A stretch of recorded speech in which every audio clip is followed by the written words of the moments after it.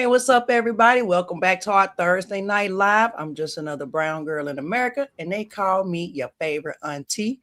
And I have my panel here. We got some people out of town having a good time on honeymoons. We got Jamel gonna pop in here in a second, a little later. But until then, we got some hot news for you. But I am going to let my panel introduce themselves and speak today.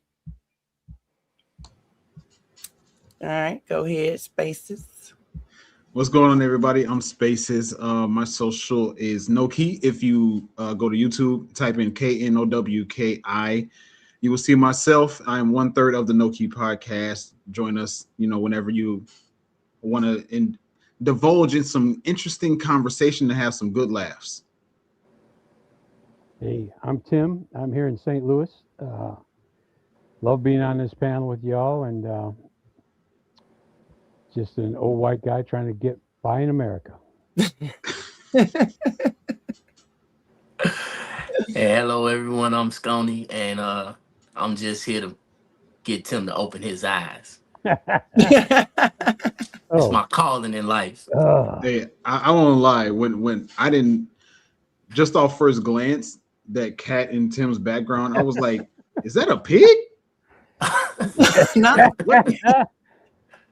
She's a little what bit the big heck? for cat, but it's You all see, right. like in this angle right now. Yeah, it You don't see it does. It does look like a piglet.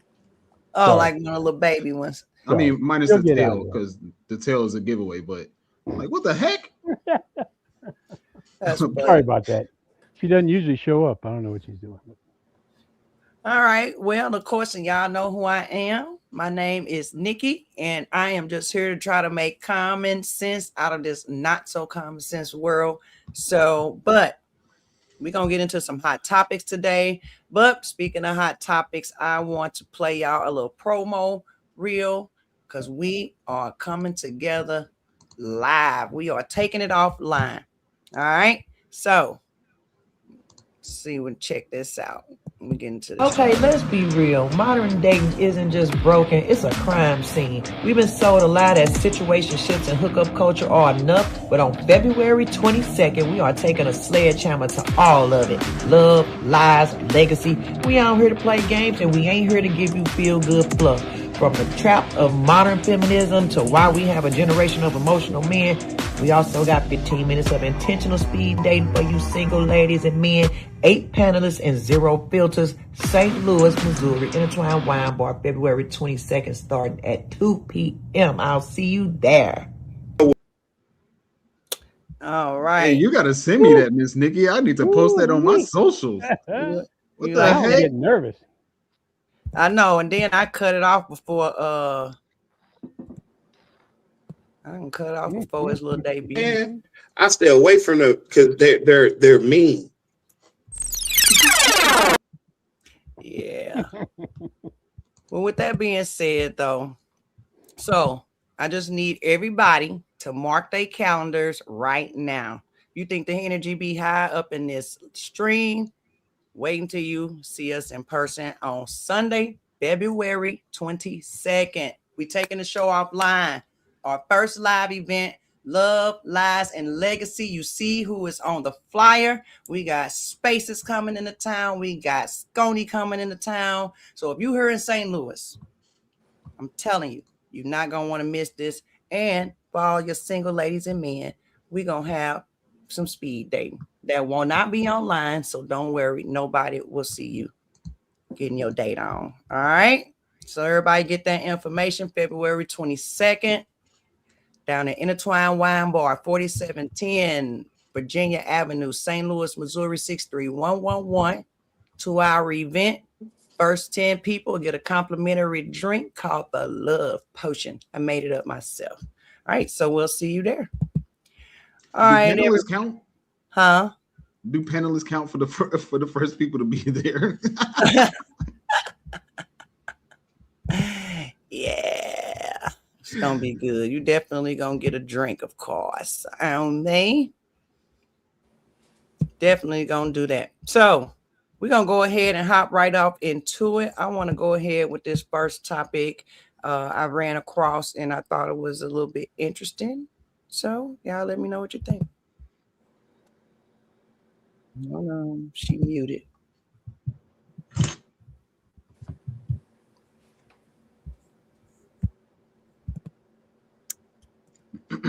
What's that? Can y'all hear that? Nope. Can't hear. It's not playing for me. Like she's still I right can now. tell you what I think so far, though.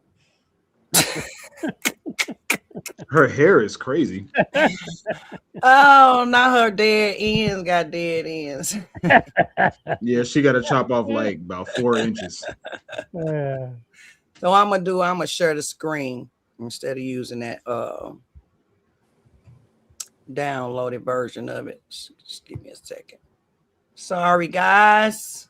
Y'all could talk to the people while I'm taking care of this. Hopefully she's not driving. She probably is. Looks like.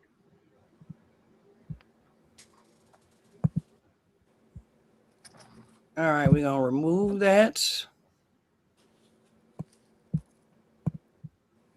I'm getting this little string thing together. Kind of know what I'm doing a little bit. So, Scone, you coming in next Saturday for our Sunday I show? am, sir. I mean, I wouldn't miss it for the world. And you know St. Louis a bit? Are you new to it? I've been to St. Louis a lot when I was younger. I have family there. I've been to St. Louis all my life growing up. How about you, Spaces? Same? I'm actually looking forward to some emos and some Chinese food. Oh, so you know about St. Louis, huh? Every time I come. All right, here we go, y'all. Hopefully you can hear it. Take responsibility, they assume it means blame, but it doesn't. When men hear take responsibility, they assume it means blame, but it doesn't. Responsibility is not a fault. It's your authority. In a relationship, somebody sets the tone. Somebody does. The emotional temperature, the pace, the standard. And biologically, energetically, and historically, that role falls into the masculine role. It should, right? Not because women are weak, but because women respond to the environment that they are in. A calm, grounded man creates calm. A reactive, uncertain man creates chaos. And a checked out man creates anxiety. That does not make you bad. It makes you influential. Most men didn't cause the behavior that they're upset about, but they did allow the tone that made it possible. Leadership is not control. It is containment. When you do not regulate yourself, she has to regulate the relationship. When you don't set boundaries, emotions run the show and logic is checked out. When you do not lead with clarity, confusion fills that gap, and confusion breeds reactions on both sides. This is not about shaming men, so relax. It is about waking them up to their power. You guys are powerful and you don't even know it. You don't fix relationships by arguing the facts. You fix them by stabilizing the frame. Calm your body, slow your reactions, speak less, and mean what you say. And most importantly, do what you commit to do. When a man shifts internally, the relation shifts externally, not because he demanded it, but because the tone changed. That is leadership. And once you understand that, you stop feeling blamed and you start feeling dangerous in the right way. All right, just saying that you heard that.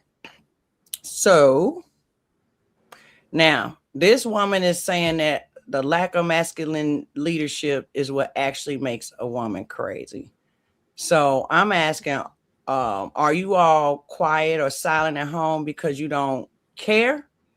Or is it because you're afraid of being pretty much canceled in your own house? Well, you're assuming we're silent and quiet at home. Right? Because that wouldn't be me, But what occurred to me, Nikki, as she was talking, was everything could be flipped from him to her. I mean, I don't feel like the man needs to be in control. I think, I don't know. I'm an old-fashioned guy. I don't see that. Everything she said just felt like it could be both ways. The man has to be the one. What, a woman can be crazy, batshit crazy, and the man just has to be calm and settle her down because he has to set the tone. I don't get it. It just wasn't resonating for me because I think it goes both ways. So you saying that either one could be erratic, but you also expect your woman to be the calm and set the tone of the relationship. Like you think it should be equal. I just do. You know, I don't. Yeah, I mean, there's an old saying that relationships or marriage is 50-50, but I like the one that follows that and says it's 100% and 100%. You know, I don't get it that the man has to set the tone. I mean, yeah, he should, but she should too. You know, he shouldn't be responsible for how his woman's acting. You should be responsible for your own self. All right. Scony, Man, Spaces.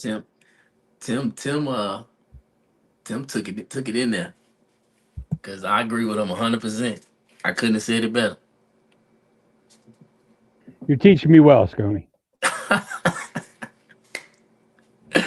Oh man. I think the flaw in go ahead.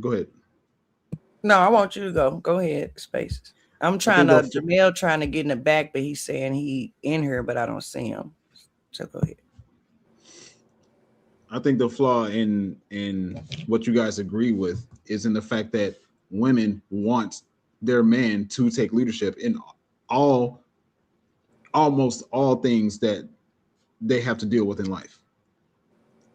The only thing women want to really give time and attention to is things that's going to be pleasurable for specifically her, but she's going to benefit from his time, effort, his money, and drag him along with what it is that she's planning for. Specifically vacations, specifically times of when it comes time to spend money and have fun. All other facets of life she wants him to lead in. She don't want to think about bills. She don't want to think about a car note. She don't want to think about how all different kinds of things. And the only time she wants to give her thoughts and her efforts into something is when it's time to plan a vacation or decorating the house. So no, I disagree. The absolute majority of women, and you can hear it out of their own mouths, the absolute majority of women want men that's going to lead their lives. I'm biting my tongue. Miss Nikki. Did you when you was trying to get in, did you hear the video, Jamel? No, but I'm okay. Just send it to me and I'll catch up while people talking. Well, I know what Jamel's going to. He's like on Space's side on that one. I think that's his view too. I don't know. He might not be. I don't know either, but I think y'all missed a lot of details that you and Scony don't agree with her. Well, so she just sounded like she was rambling to me, just rattling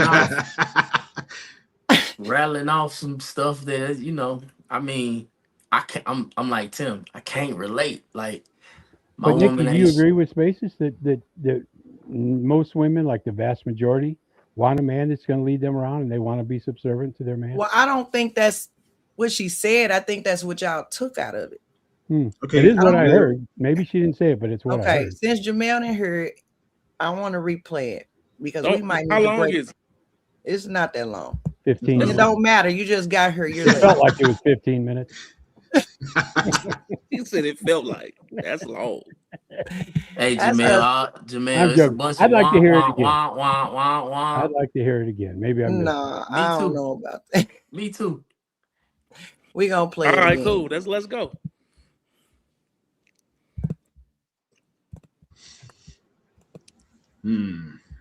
That's hilarious, man. Hilarious. Anytime Spaces in the feel a certain type of way early in the show, it must be something. Because he don't go in. He be thinking of a way not to go in. But this one, no, she ain't on. I was like, damn. All right, so let's listen. We finna re-listen. They assume it means blame, but it doesn't. When men hear take responsibility, they assume it means blame, but it doesn't. Responsibility is not a fault. It's your authority. In a relationship, somebody sets the tone. Somebody does. The emotional temperature. So I'm going to stop it right there. She said it's not a fault. It's an authority. Right. So She you don't. also said when men hear responsibility, they hear blame. Don't relate. I don't know what the fuck she's talking about. She said, "Well, Ted, she said take responsibility." Again, my wife has never told me to take responsibility since we got together, because I take responsibility. So again, and if she was to, for some reason, have to remind me to do so, I wouldn't hear blame. Again, I don't know what she talking about, Okay. but I digress. The pace, the standard, and biologically, energetically, and historically, that role falls into the masculine role. It should, right? Not because women are weak, but because women respond to the environment that they are in.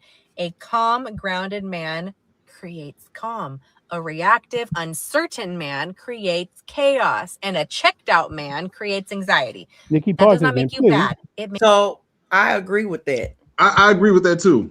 I agree And with couldn't that you say too. the same thing about a woman though? I mean, it's like But if she backed it up, she's saying an out of control man creates, chaos. Well, so does a out of control woman. I mean, right, Women are but we're chaotic by saying if nature. we're talking about leadership. See, I think Tim, when you think or leadership, or when you hear leadership, you hear dominance, and that's not what it is. Leadership Tim is said just that. leadership. If we talking about, especially with guys wanting, entire submissive woman, you have to be able to do that. So if we all know that women are emotional and chaotic or whatever, So then why would it not be the leader's responsibility to do dynamic control? And there's all kind of ways to do that. We're not saying slap her upside her head. I'm just saying if you a leader, you know how to do that effectively. agreed, agreed. But what's the yin to that? What's the yin to that yang? So if a guy is a leader, being calm and calm should the according to her that should create calm. But what about the, like Tim saying, the crazy follower that's not following a lead and not responding to the calm that creates her B example. I think that's what Tim trying to say. well, I am, and Nikki, what I'm hearing her say is the man's responsible for how the woman is in a relationship, and I don't buy that. The woman's responsible for how they are. Maybe the man does need to take leadership. And I do agree with you. When I hear leadership, I hear dominance, and maybe that's not right. I'll back off of that. But I do think that it's crazy to expect a man to be responsible for how a woman is in a relationship. Like And if he's not setting the right tone, then it's his fault. She's a batshit crazy woman. That's just not right. now I do think that just naturally men set the tone. I mean, anybody could, depending on how aggressive you on your role. But I think men genuinely set the tone, especially if you taking care of business. And if you that guy, I think some women grow not even a disrespect, but they start getting a lack of respect for men who don't take leadership in Sorry, certain somebody's got areas some of shit life, a going. certain dominance. And I don't mean, because a lot of men also think just like you think some men don't know what leadership is. They think it's dominance, yelling, aggressiveness, but that's not it. So yeah, hold on. I only what Jamel got. If I'm oh wait, because we got more. We got more. Yeah, Yeah, we got Jamel more didn't video hear on it, so stream. I'm gonna let him hear. Yeah. makes you influential. Most men didn't cause the behavior that they're upset about, but they did allow the tone that made it possible. Leadership is not control. It is containment. When you do not regulate yourself, she has to regulate the relationship. When you don't set boundaries, emotions run the show and logic is checked out. When you do not lead with clarity, confusion fills that gap, and confusion breeds reactions on both sides. This is not about shaming men, so relax. It is about waking them up to their power. You guys are powerful and you don't even know it. You don't fix relationships by arguing the facts. You fix them by stabilizing the frame. Calm your body, slow your reactions, speak less, and mean what you say. And most importantly, do what you commit to do. When a man shifts internally, the relation shifts externally, not because he demanded it, but because the tone changed. That is leadership. And once you understand that, you stop feeling blamed and you start feeling dangerous in the right way. When men... All right. So that's what she said, fully. Y'all gonna be mad at me. I'm already mad at you. All right. So now this is because I grew up with this, and I learned it. I learned it later. The end part of what she said, I totally agree with.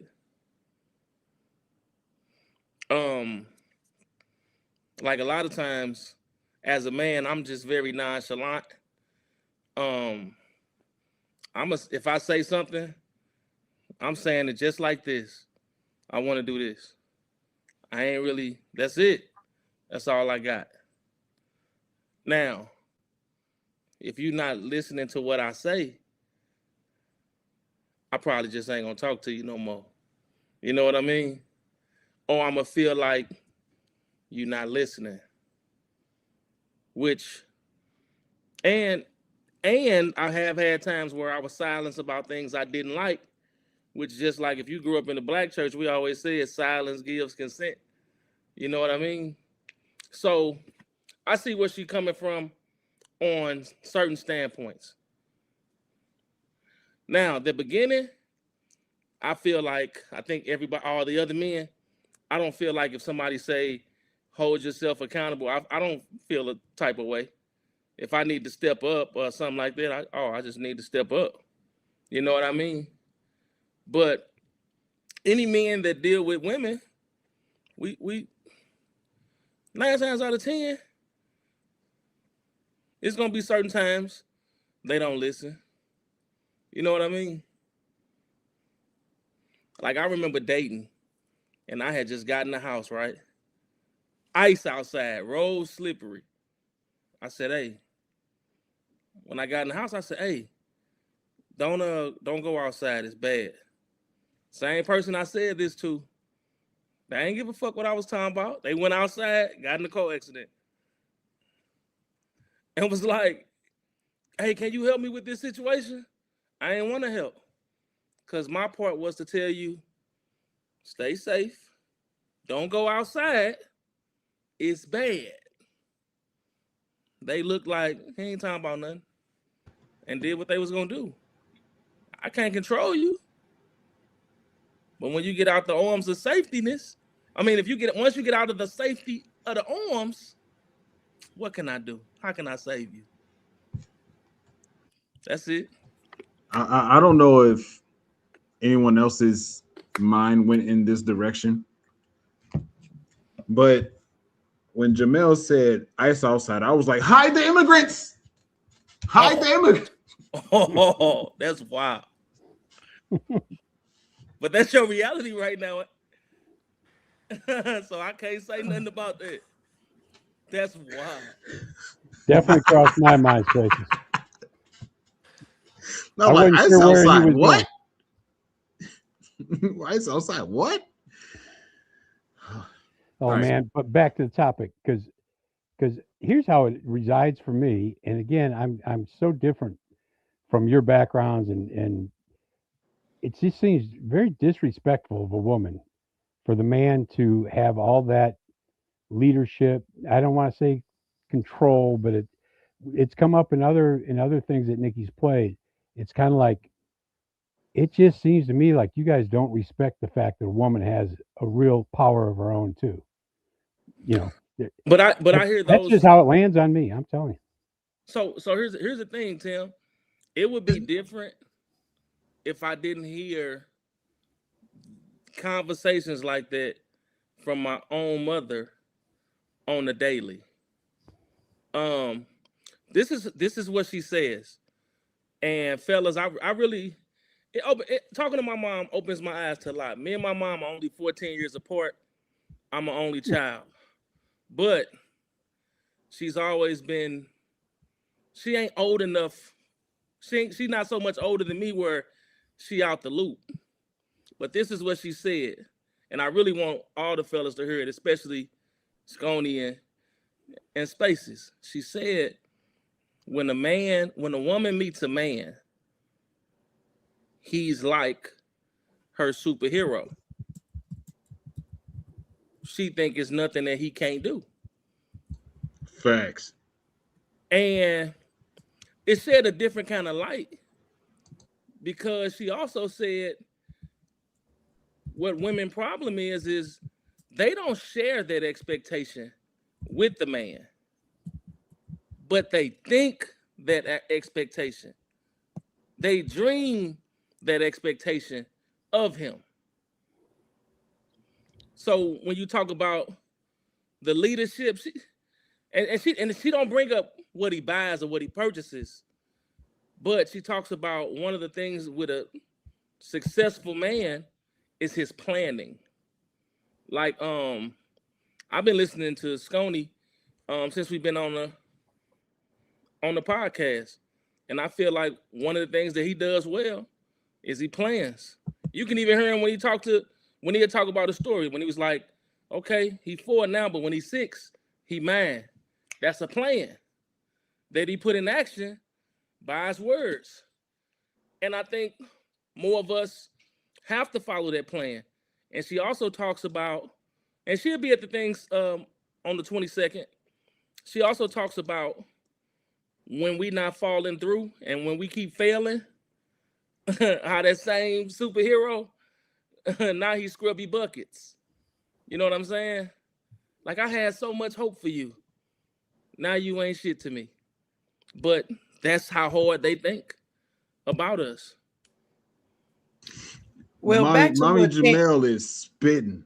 Well, hold on, because I want to address Tim, because Tim, I think you say that a lot. Like, we don't think women have any type of power, anything. Of course, women are great. We got power. You all have power. The problem is there are 2 different type of powers. Like, the woman's role and her power is a totally different realm of what the man's power and leadership will be. My power might be literally just being his strength, just being his calm, making sure the house good, little things. Men don't really ask for much. That's what I'm learned. But these things that they're asking for, we're not even doing. So yeah, we do have power, but the problem with society right now is they're trying to make both of our powers the same and equal. They're equal, but they're different value. I'll give you that, Nikki. But You hear I'm what I glad to hear mean? you say. I do know what you mean, but I'm glad to hear you say they're equal. Well, they've they're been different. equal, but y'all trying, but not y'all, you per se, but society is trying to, when I say equal, they're trying to make it like women should and can do anything that a man is doing. And then there you guys, but now you got men who want the authority of a 1950s husband or just a regular traditional leadership role. But you want also the emotional workload of a roommate. And I don't think those things you can have them both ways because you do have men that expect all of that, but plus the woman to be the housewife too, even though she really not a housewife because she working. You get what I'm saying? I don't think you can have it both ways. So here's my thing. In every other area of life, business, sports, war, the leader is responsible for the morale of the team. Even at work, you're responsible for the morale, employee morale. You hear that all the time. So if the team is chaotic, do we blame the coach or not? Absolutely, but at the same time, how can you blame the coach if the team ain't listening to the coach? I ain't never seen a team that don't listen to the coach. If you got a good coach. So the way that happens is you get a player like Jordan, even though Jordan listened to Phil Jackson, so this is not the best example, but a player of a Jordan, like Jordan LeBron, a real superstar, that superstar can take over that, can take that team from that coach and start making his or her own decisions on the court. That's the not listening to the coach that I'm talking about. So when they John lose the Morant. game, who you say? John Morant. Memphis. There we go. That's a great example. And then now Ja's wanting, he's like that player that wants to blame the team. I'm gonna blame the leadership. But you took the leadership. You were the leadership. But now you want to blame leadership when you don't How like do what's you? going How on. does somebody take lead? See, I guess that's where I'm getting confused. How do a man? Either she was already dominant and masculine and like that. If No, she it's wasn't, then how did you back to let her her go to examples that, or how did that by happen? by saying I'm gonna stay out of the way. I make decisions and you do something different. So why continue to make decisions? You got it. You got it. So what if it's been like a person or people don't trust the decision because of anecdotal experience, not just not trusting just because. I mean, that's exactly what I'm describing. The same thing. It's like in Jake Jamel's example when he said don't go outside and you went outside. Now you got the situation. See, what I would have told that person, Jamel, is here's the advice I got for you. Find a time machine, get in it, go back and do what the fuck I told you the first time. That's how we fix it. Cause I don't fix problems that I could have avoided. That doesn't make sense to me. I'm not gonna do it. Like you said, you don't want to. I felt you when you said that because I'm not. See, men, especially most men, all men really, we like peace. Absolutely. Peace comes before the storm. Like most of us, for example, we go in a restaurant. I can go somewhere with spaces right now. We gonna sit at the table. I'm pretty sure he looking at the door.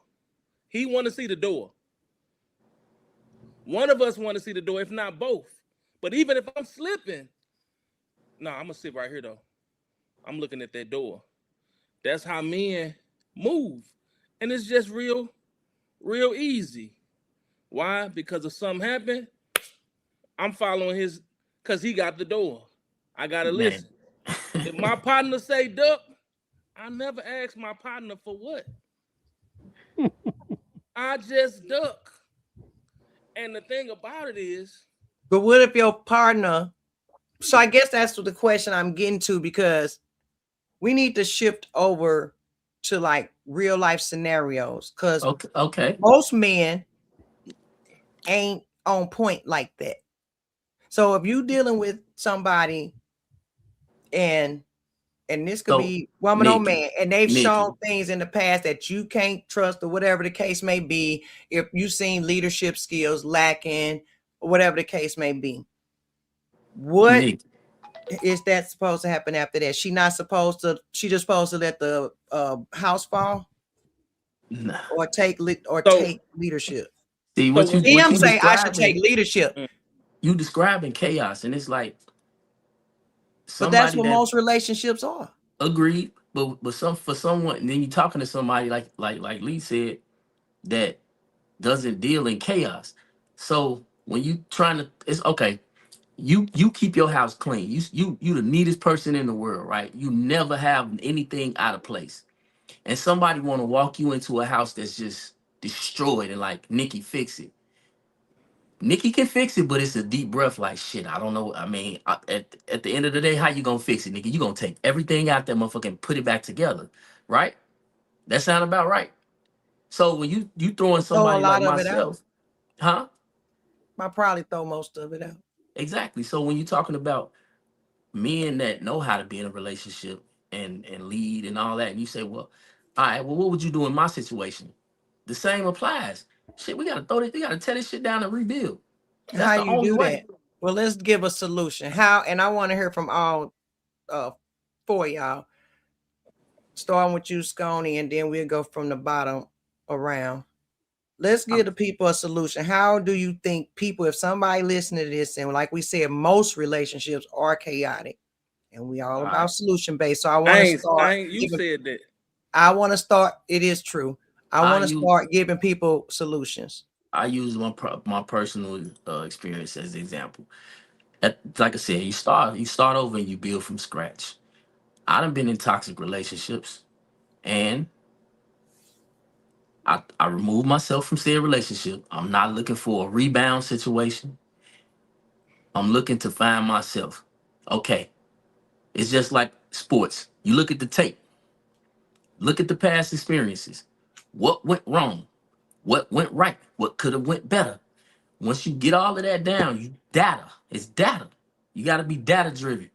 Once you realize what you won't tolerate, what you willing to tolerate, what you're really looking for in a partner, what they really need to have. And again, we ain't talking about when you're 16. We talking about late 20s, early 30s, mid 30s, maybe even early 40s. When you done been through some shit and you can really have data and understanding of what you're not finna deal with, what you really want, and then you start vetting people. And when I say vetting, that don't mean meet somebody, fuck them on the third date, fourth date, and then figure shit out. Cause that's what most people do if they being honest. Most people don't get in relationships. They meet, they hang out, they fuck. And then they try to figure everything out. Like shit, maybe we can move in together, maybe we can have kids, etc. Right? Or just fuck, I'm pregnant. Start doing more things with intention. In other words, take it slow, meet somebody, find out who they are, because it takes a while to find out who somebody is, because again, they gonna show you they representative, right? So in taking that time, all the red flags that you would have found out if you just jumped in the bed with them and then moved in with them, you will find out away from them when they living in their own place and you living in your own place, and you ain't had sex with them, you don't have these type of ties to them. And again, most women, they ready for what they ready for, so it's just like, I just deal with it. I just deal with it. Men, same difference. But if you truly trying to figure it out, figure it out. All you gotta, like we said, plan it. Plan what you looking for. The person, people say they don't understand the purpose of algebra. I'm gonna put it in effect right here, right now. The person you want to meet is X. Now the other variables about you, you know those variables. You just trying to solve for X. That's my solution. Okay, Jamel. Basically, I think it's simple. One of the things is you want to establish the hierarchy in the conversation between yourselves. Like I said, some men are gifted with the art of leading, but a lot of us, like myself, I learned how to lead because I had to at an early age. So I do think, like, in a situation where, let's say you speaking with your woman and you giving her instructions, right? And she not following those instructions because she goes, I don't trust what you did back here. That's not how you do it. You follow the instructions. Now, let's say the instructions come out, it didn't work. Then you move to a different way to solve it. And that's how you do with any problem. Because a lot of times in life, it's not just one way to fix this problem. But if every time your husband, your boo say something and you thinking you ain't listening to him, now he ain't listening to you. And you started the chaos. When it's okay to come and say, hey, Wait a minute, how she start the chaos? she didn't listen. You see how What? you missed it? You still stuck. No, I'm not stuck. You said because you created the chaos. I'm just asking for a solution. It's just like if you tell me to go to the store, right? And you Ask say, you. okay, when you text somebody, bring me such and such, such and such from the store, and let's say we forget what you brought. How do your lady feel? You told her to bring back this, and you like, well, I just got you a raspberry soda, but she wanted an orange. I don't drink this. And it's just little things like, dang, why you ain't just listening to what I said? Okay. That It's the was a same bad thing. example, Jamil.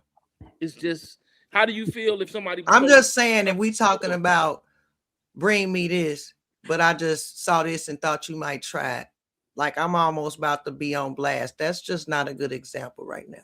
I didn't want to say bring me a wine black and mild, but they ain't had no black and mild, so I brought you A Swiss, a grape Swiss, chocolate milk. I brought you that casino one. Whatever. Come on, Tim. Let's Yeah. hear with the man married 50 years. Get How the long you been old- married, get Tim? the old wisdom. I've been married longer than you guys have been alive. That's for dang sure. nah. Yeah. Nah. Are you 50? 2 years away. Yeah. So I've been married longer than you've been alive. Anyway, no. So here's what's up with me in that conversation.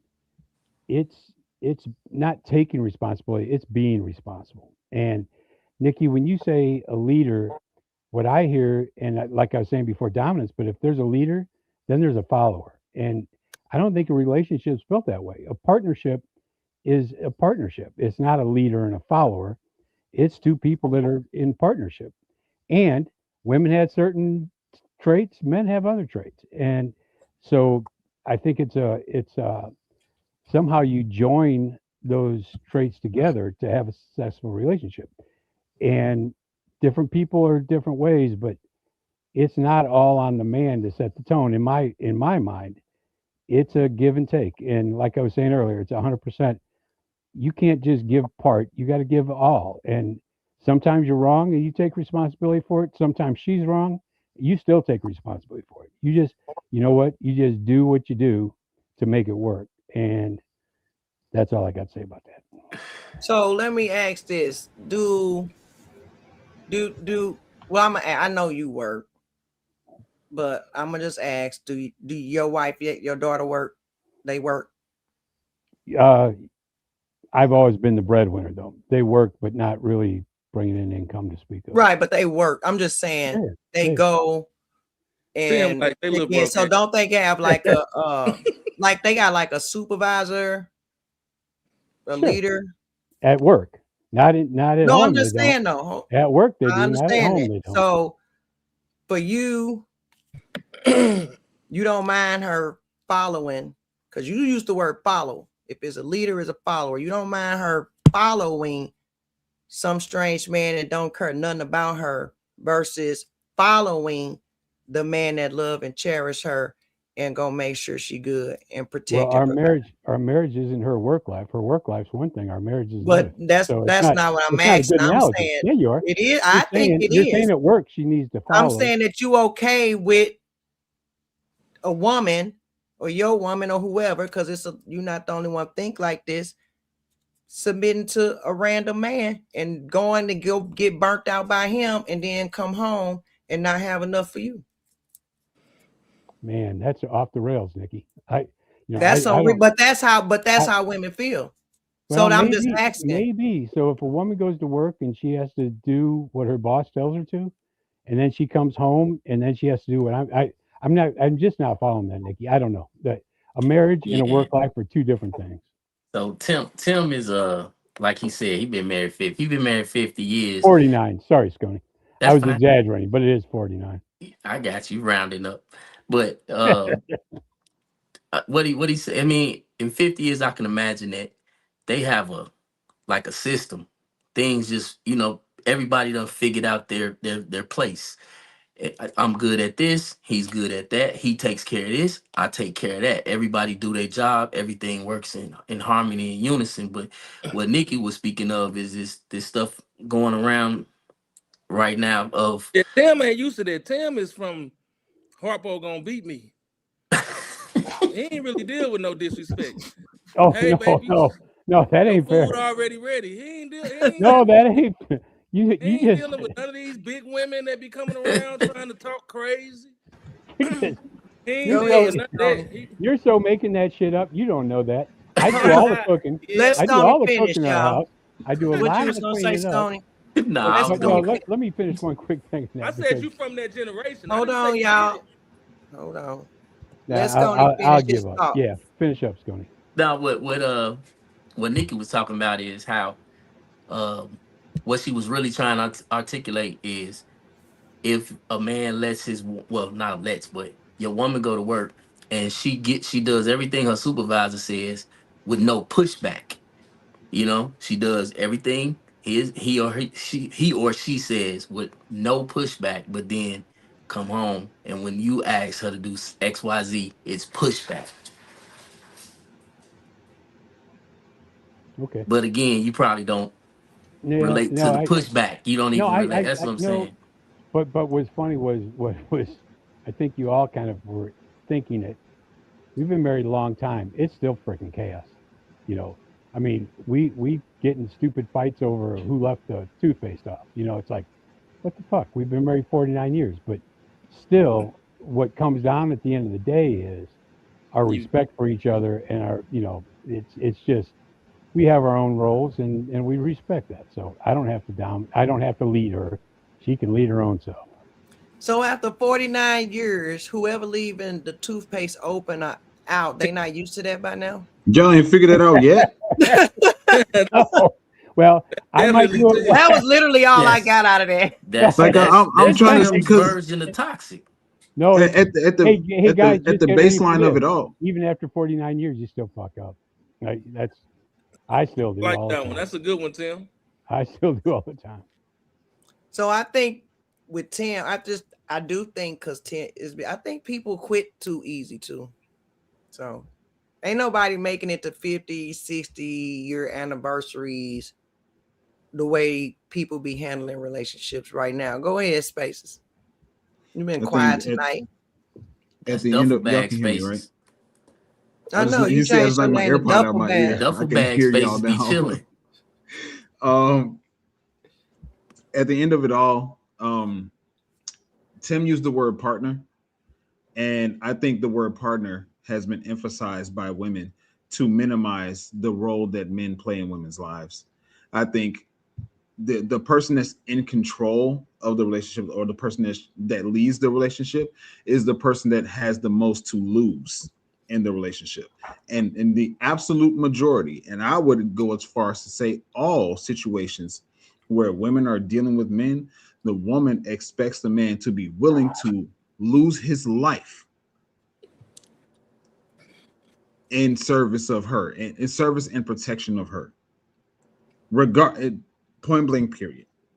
So when it comes to these conversations, it's like it's cool to entertain what a woman is saying for the sake of conversation and all that stuff, but at the end of the day, these women ain't ish. A lot of them, the absolute majority of them, they align themselves with the worst men, and they have the worst experiences with the worst men that they choose to align themselves with, and then they try to base their relationships in the future off of the men that they chose. As simple as that. No. Don't call me your partner. No offense to Tim, of course, because I got mad love for Tim. Don't call me your partner. I'm your man. I'm your husband.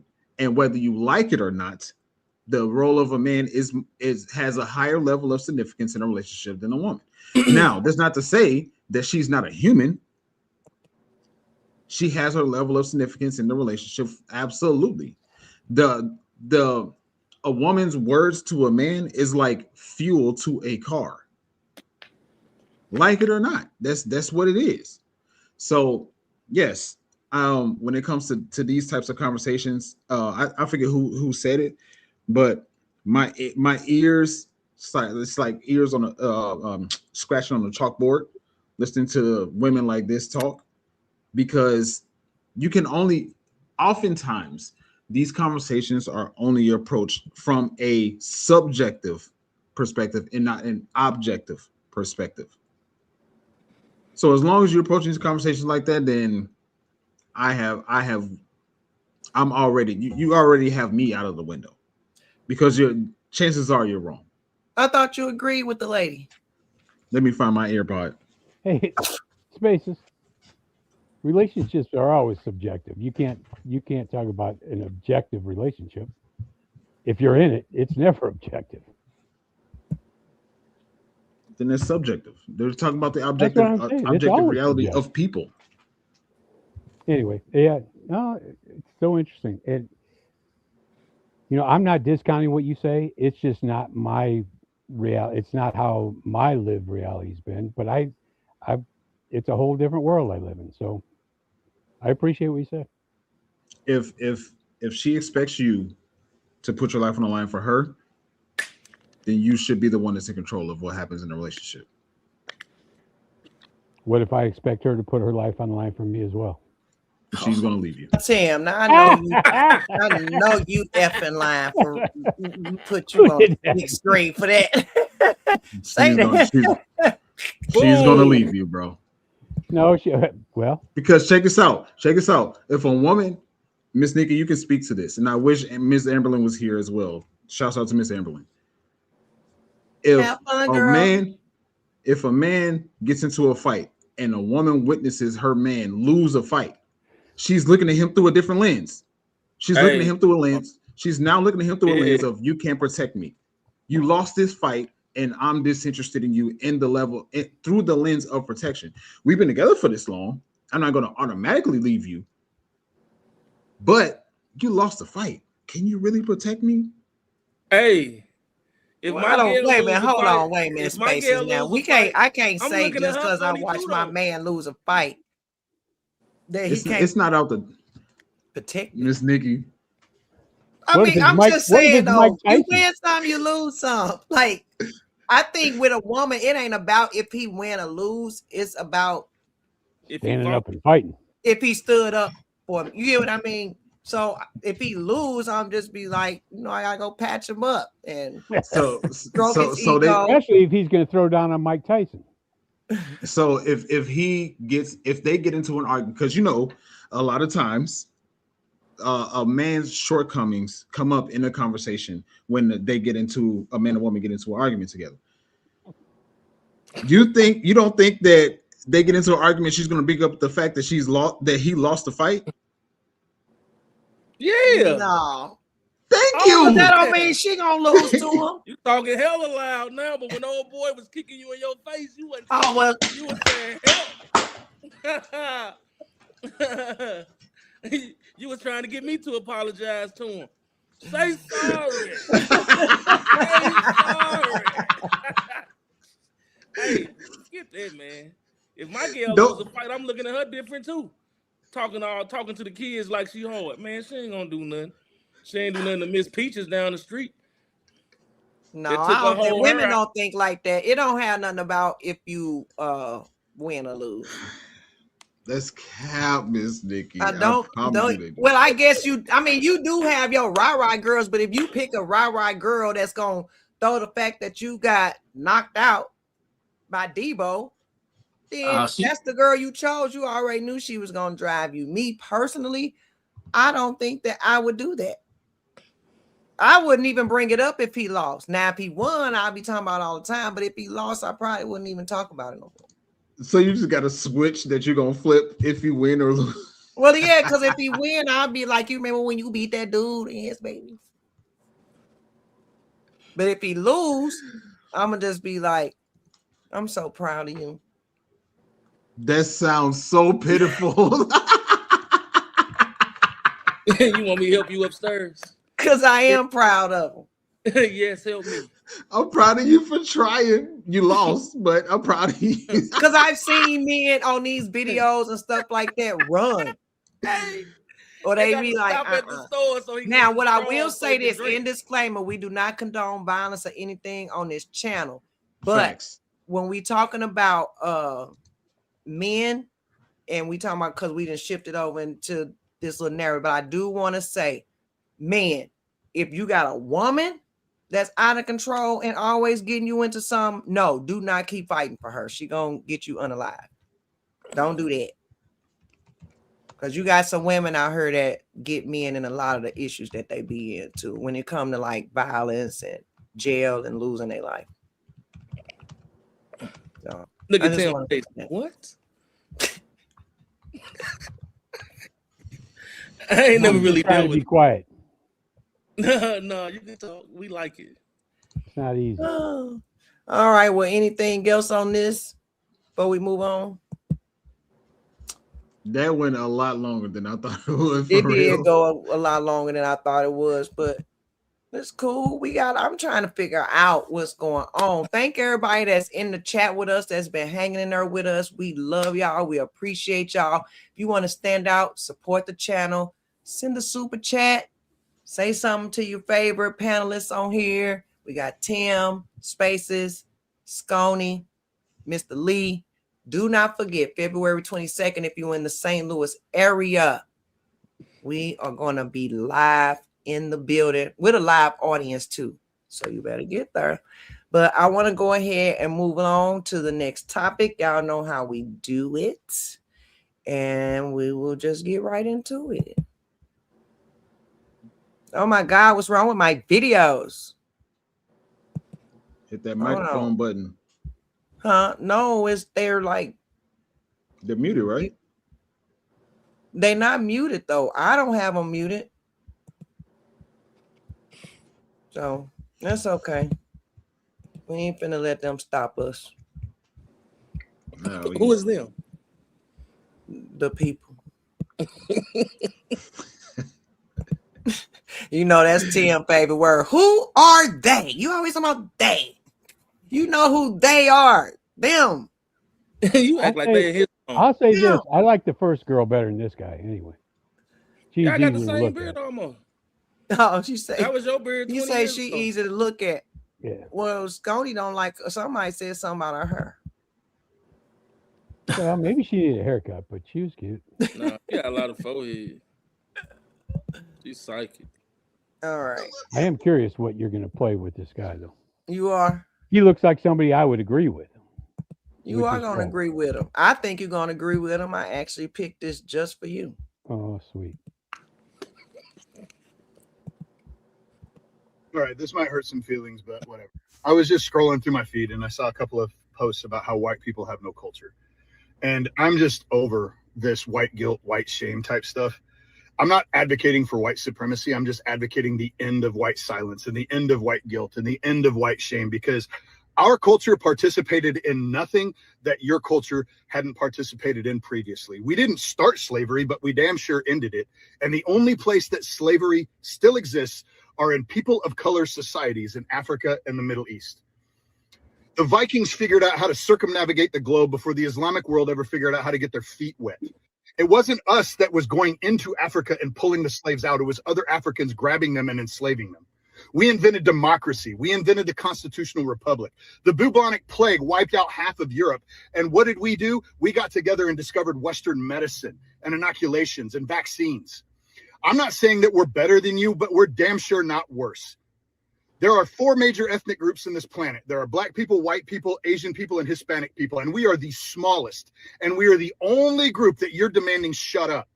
And because we're not doing it anymore, you're just going to scream racist louder and louder and louder. And we are done caring. We are not ashamed of who we are. We are not better than you, but we're damn sure no worse. And if we're so freaking terrible, then why? Why does the entire Eastern world flock to countries that we created? Answer me that. All right. So, Tim, a lot of black people argue that white guilt is often a form of soft bigotry. So at what point does trying to help become a form of harm and ignores what we are actually dealing with as a culture, as black people? Oh man, I got to be honest. It's a tough question for me, Nikki. But I didn't agree with that guy from any word he said. He's totally full of shit. But this thing about I hear what you said in some earlier podcasts, and it's I've taken it to heart that my lily white trying to help is actually trying to oppress black folks in disguise. And what? I don't know. Nobody said that, Tim. Yeah, you did. Yeah, you did. Oh And my that's what God. he, See how y'all heard stuff? That's not what was said. What Yeah, he you're said not that trying it to was say that oversized. Nikki, can I finish? I'm sorry. You're right. Well, you're not telling me that in the past and even now you feel like white liberals in our liberal policies are actually we're pretending like we're trying to help black folks, but in honesty, we're trying to keep them suppressed by our policies. You've never said that, or you don't believe that? No, because you threw an extra You don't word in there believe that that? I didn't. Hold on. You threw an extra word in there that I didn't use, Yeah. Okay. Help me. which is pretend. I never said you all were pretending. I said that the white guilt is harmful because you're overcorrecting. I didn't use the You say word you were guilt. pretending. Now I do believe the higher ups that created this mess. No, the people like you down here, like us. No, I think you actually have a heart, but you're doing too much. That's what I said. I didn't say you pretending. I don't think you're pretending to love minorities or the less enfranchised that y'all say are less enfranchised at this point. I don't think you're pretending. I think you genuinely care, but I think that that was constructed in your mind. This literally didn't, like, this actually been happening a long time. But so no, I don't say I said you pretending. Nobody said All right. Maybe I pretending. shouldn't use the word pretending, but you put some words in my mouth too that I didn't use. I never used the word guilt. But so I have a feeling in my heart that it's white privilege is a problem in this society. I just believe it's true. And there's facts that bear this out. Okay, Nikki. Can I no, finish? hold on. I Only just reason started because I talking, want to Nikki. deal with that statement because that's one of the main statements. I just want to deal with that little piece right there when I say soft bigotry. Soft Okay. bigotry is you don't know that you're actually being a little bit, I don't want to use the word racist, but it's kind of because when you say you got white privilege, what I hear is you think you better than me. And you're Well, that's not. not what I said, I don't feel like you have no privilege over me. I don't have but I I don't do. even white supremacy. I don't feel nobody superior over me or none of that. That is Wait, something that Nikki. you So feel. Nikki, let me finish what I'm Nikki, saying then. Yeah. please explain the privilege, Tim. Yeah. So white privilege isn't meaning that I'm better than you. What it means is if a white man goes and applies for a job and a black man goes and applies for a job with the exact same credentials, the white man will get it 9 out of 10 times. That's white privilege. White privilege is, hey, Nikki, let me finish. White privilege, white privilege is the fact that we built wealth off of our houses and off of real estate, and blacks weren't allowed to do that because we didn't lend them money because they were redlined. Black folks in the 50s couldn't buy houses in the 60s.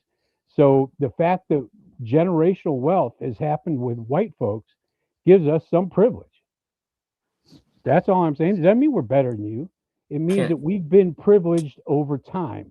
can I offer And if you something? don't think that's the truth, it's just the truth. I think that you're still saying that you assuming that you got the job because you was white and I was black, and not because I didn't dress right for the interview or I didn't do my due diligence. I might have showed up late.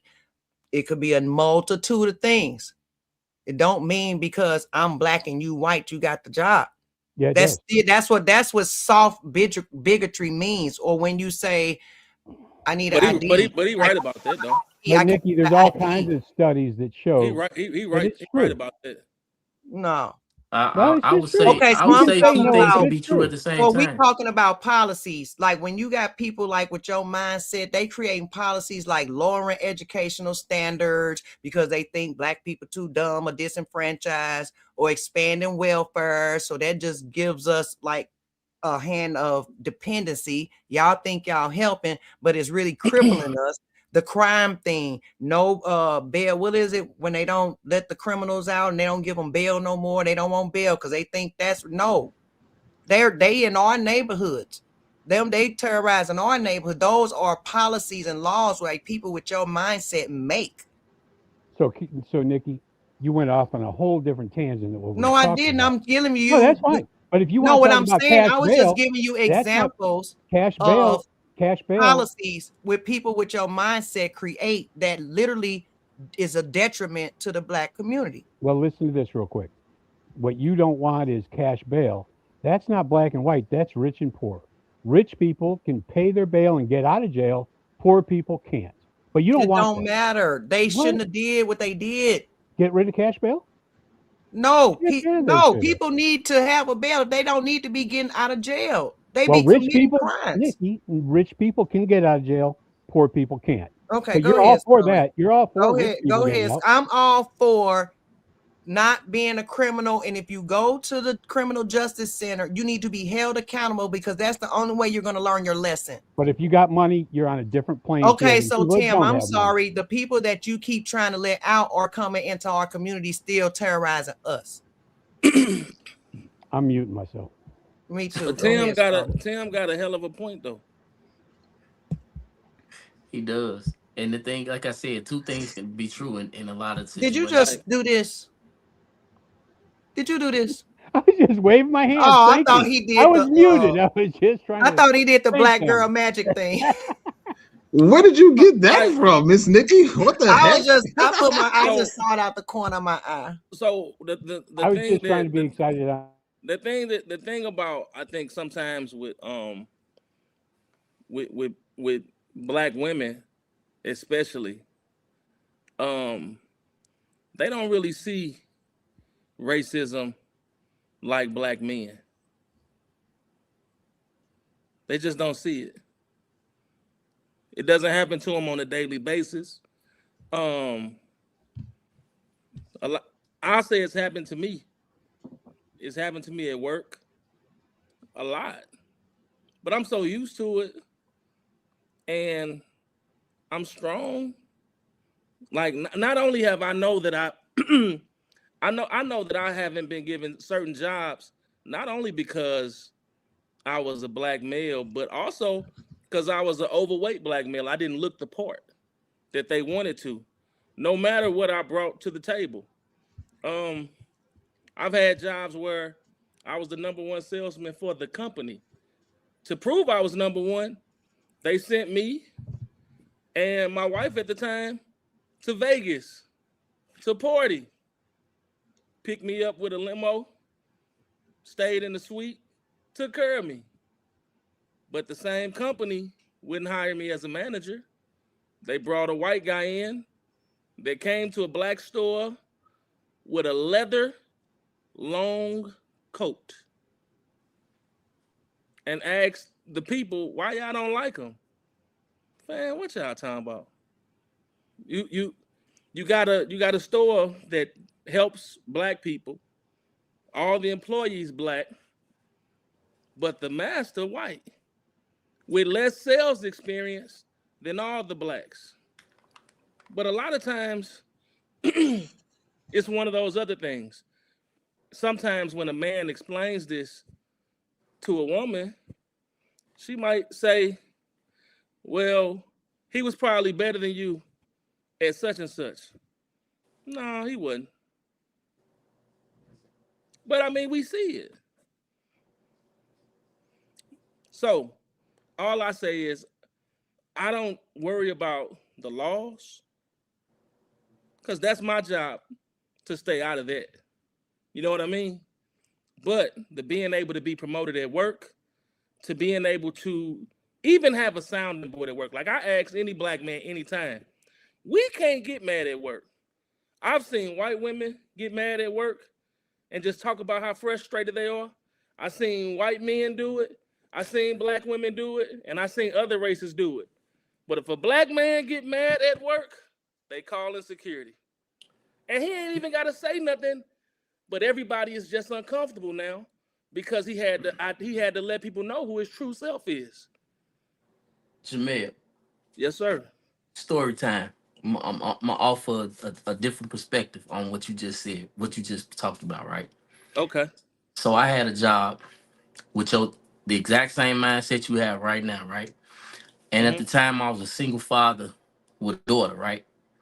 And I would go to my supervisor and I would explain to him that I'm this single father, I'm struggling, and I need more money.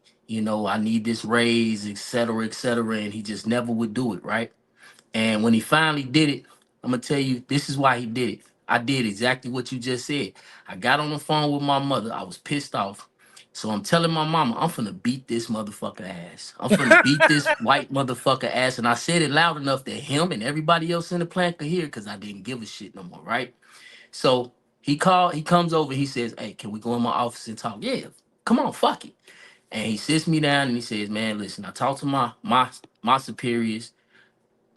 They cleared me to give you a $5 raise effective now. If you could just go back to work peacefully and just do your job. And not beat my ass.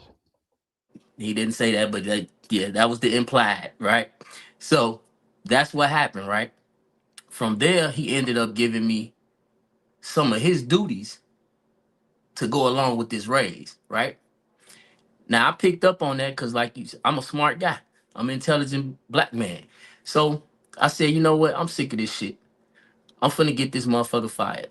Uh, Basically, this was a inventory job. I was the only inventory person, so everything that cost more than $5,000, I would say it didn't come, and I would stick it high somewhere in the building. And basically, he was supposed to pick this up on cycle counts, but he didn't because he had me doing his job. Right. Long story long. Uh, the higher ups came in, did an independent audit because they said that we had a thief in the building, which wasn't true. And all of this stuff got found, and we had a meeting because they were like, okay, everything is found, everything is good. And I had to raise my hand and say, I apologize because I'm pretty sure this is all my fault because I'm overworked with inventory and maybe I missed a few things. And they like, well, this should have been picked up on cycle counts. And I said, yeah, I know. That's where I messed up. And they like, why are you doing cycle counts? Well, because Danny had me doing. So clearly they fired him, but on his way out, he asked me again to step into his office and he sat me down and he said, I see what you did. Touche, you got me, right? But he said, I'm gonna tell you something. I'm gonna assume you think I don't like you. You think I hate you or some of that nature, but the truth is, I do like you. But I'm gonna tell you why I never gave you the raises that you asked for. He said, every time you came in my office, you talked about all your personal problems, all the things you had going on in your life. And while I do, sympathize with all that, you never came in and said how valuable you are to the company because that's all that needs to be said. Now, that was a lesson learned for me. Now, from that day forward, every job I've ever had, including the one that I have now, all I do is go to work, do my job to the best of my ability, show my skills, and I've never been held back. Since then, I get promoted without asking. And if I do have to ask, I talk about my merit. And so for all the people that want to speak like victims, I can't help. If that's who you are, that's who you are. That's who I was. So I can relate. But at the same time, I relate to the other side of the fence as well. And the other is greener pastures over here. For those that want to cross that and quit worrying about what you can't do. Because earlier Tim was talking about this white privilege. Well, let me tell you something, Tim. I was raised with black privilege. My grandparents died with almost $500,000 in assets, something that's kind of unheard of in our neighborhoods. And you talking about a CTA, a city bus driver, and a county custodian had that much money and wealth. And another thing, my grandmother always said she wanted to buy the block, but my grandfather didn't want to be a landlord. So I know a different side of black people than average. So when people start making all these victim cries and all that, it's like I see something different. And you can't convince me that I'm a victim. And I know better. And you might have white privilege, Tim, but I got black privilege. Well, So Stoney, thank you for that story and thank you for that comment. And that's all good, well and good. And you cannot deny the fact, because there's all kinds of studies that black and white people go in for the same job with the same qualifications. The white person gets it. I mean, it's I, just a fact of life. I And I can't appreciate deny that, you. Did the I Tim. I won't study? appreciate deny your Did the that. love. civil rights? Did the civil rights organization do that study? So you Because just you don't can't believe it, believe Nikki? them if we talking about a civil rights That's organization. fine. You don't have to believe facts. No, It's I'm fine. asking like if we talking about a study because I didn't called out facts and studies before too, and you totally disregard it. I didn't showed you live There's video all kinds proof. of them, and if I have to follow it up, I'll follow it up. But Well, no, I'm just it's a fact saying. of life. It's No, a there truth. are studies out there, but my thing is, if you got like civil rights organization doing these studies, or you got a small sample size of, because I ain't never been asked or polled or nothing, and I'm talking about in politics, education, or nothing we ever talking about. So who are they doing these studies on? And a lot of times it'd be a small sample of it. I'm not negating what you're saying, but I still think it's all perspective. It could be a lot of different reasons why somebody don't get a job or move up. I'm No, just saying, as it's what far he as it's white what he privilege. said. It's privilege, but it's not privilege in the name. It's as simple as this. Cause I done had jobs where I got hired, and the pay rate I got hired with zero experience. A white kid got hired with the same experience as me, none, at a high pay rate. But I was able to again take that to my superiors and say, hey, what's the reasoning for this? Now I gave them a reason, but it wasn't racism. Because I think you lose with that argument, because here's the thing. If Tim did something that we could consider racist, right? Like, for instance, a black kid applied for a job and Tim's nephew applied for a job, and there was only one job, there's only one position available. Tim is inclined to possibly get that to his nephew. Now, if I say he did it because he's racist, Tim will call me a liar, and rightfully so in his own heart. But that would be the view from me as a black man. That's racist. But a better reason and more truthful, honestly, would be, man, Tim, you showed this other person favoritism. Now that's a fact All that right. he Well, can't deny. Scony, I want to go back to your story because I so much appreciate it, and I want to say you can't brush everybody with a broad. Like we talk in these grand terms. I Like agree. and it's not all that. It's all individuals. But if you guys don't think white privilege is a real thing, I'm sorry. It's not I that I just don't do. think it's a I real just thing. do. I know It's it's I not. mean, if you feel like you more privileged than me, then you feel like that. But I don't feel like that. I've It's never not. It's nepotism. so here's like it. And thank you. right. That's And the with that, main even thing. nepotism, Nepotism. It ain't black, knowing white. that it exists, how does that benefit me just by knowing it exists? Okay, Tim, I agree with you. And I actually do. I agree with you. Nepotism and white privilege, if you want to call it that, exists, right? Now what? Well, here's the thing. In spaces, I hear what you said. Nepotism, that's fine, and maybe that's more accurately said. And what's important for me is that white folks acknowledge that. Because if you don't acknowledge that, then it just perpetuates itself. If we acknowledge it and we can act in a way that disenfranchises it, I just think it makes for a better world. But That everybody practices nepotism, Tim. Maybe it does, Tim, and maybe it doesn't. Because in reality, once again, so you're one of the white guys, you're a white guy that recognizes it, right? So now here's the next move. Back to my scenario. One job opening, my nephew wants it, your nephew wants it. According to your new logic, you have to give it to my nephew. Now, my nephew's a fucking terrible employee. And you got to no, live with that. And you got to no. live with your sister who's pissed because you didn't hire your nephew. That was never my logic. If Huh? if they're equally qualified, and it's my nephew, I'm giving him the job 100% of the time. Right. But That's I So, nepotism. but that's not a Yeah, white or black that's thing. what I'm Everybody talking does about it. with this conversation, man. Right. I'm looking Yeah. up the definition of nepotism right now. It says the practice among those with power or influence of favoring relatives, friends, or associates, especially by giving them jobs. Mm-hmm. Right. Why is the whole idea about How I got one most of of my my favorite job. comedians? One of my favorite comedians, Bill Burr, has a comedy segment or A whatever, bit. whatever the A terminology is. bit. It's white. Thank you. White comedy bit called White Guilt. You look it up on YouTube. You can just Bill Burr White Guilt, and he talks about the movie Pride, which I watched, and I was a little moved by because it's like in any situation, separating or treating people based upon their skin color, which they can't control, is wrong. Period. The issue is black people do it too. as much Black as they people do it can, too. as much as we can. So I'm saying, like, I hear black people, and I'm not negating the idea that white supremacy exists, because white people were in a position of power and they're passing that position of power and or influence down. It's hereditary. They're passing down to their kids, passing down to their siblings, passing down to their family members, whatever the case. It's 2026. It's nepotism now.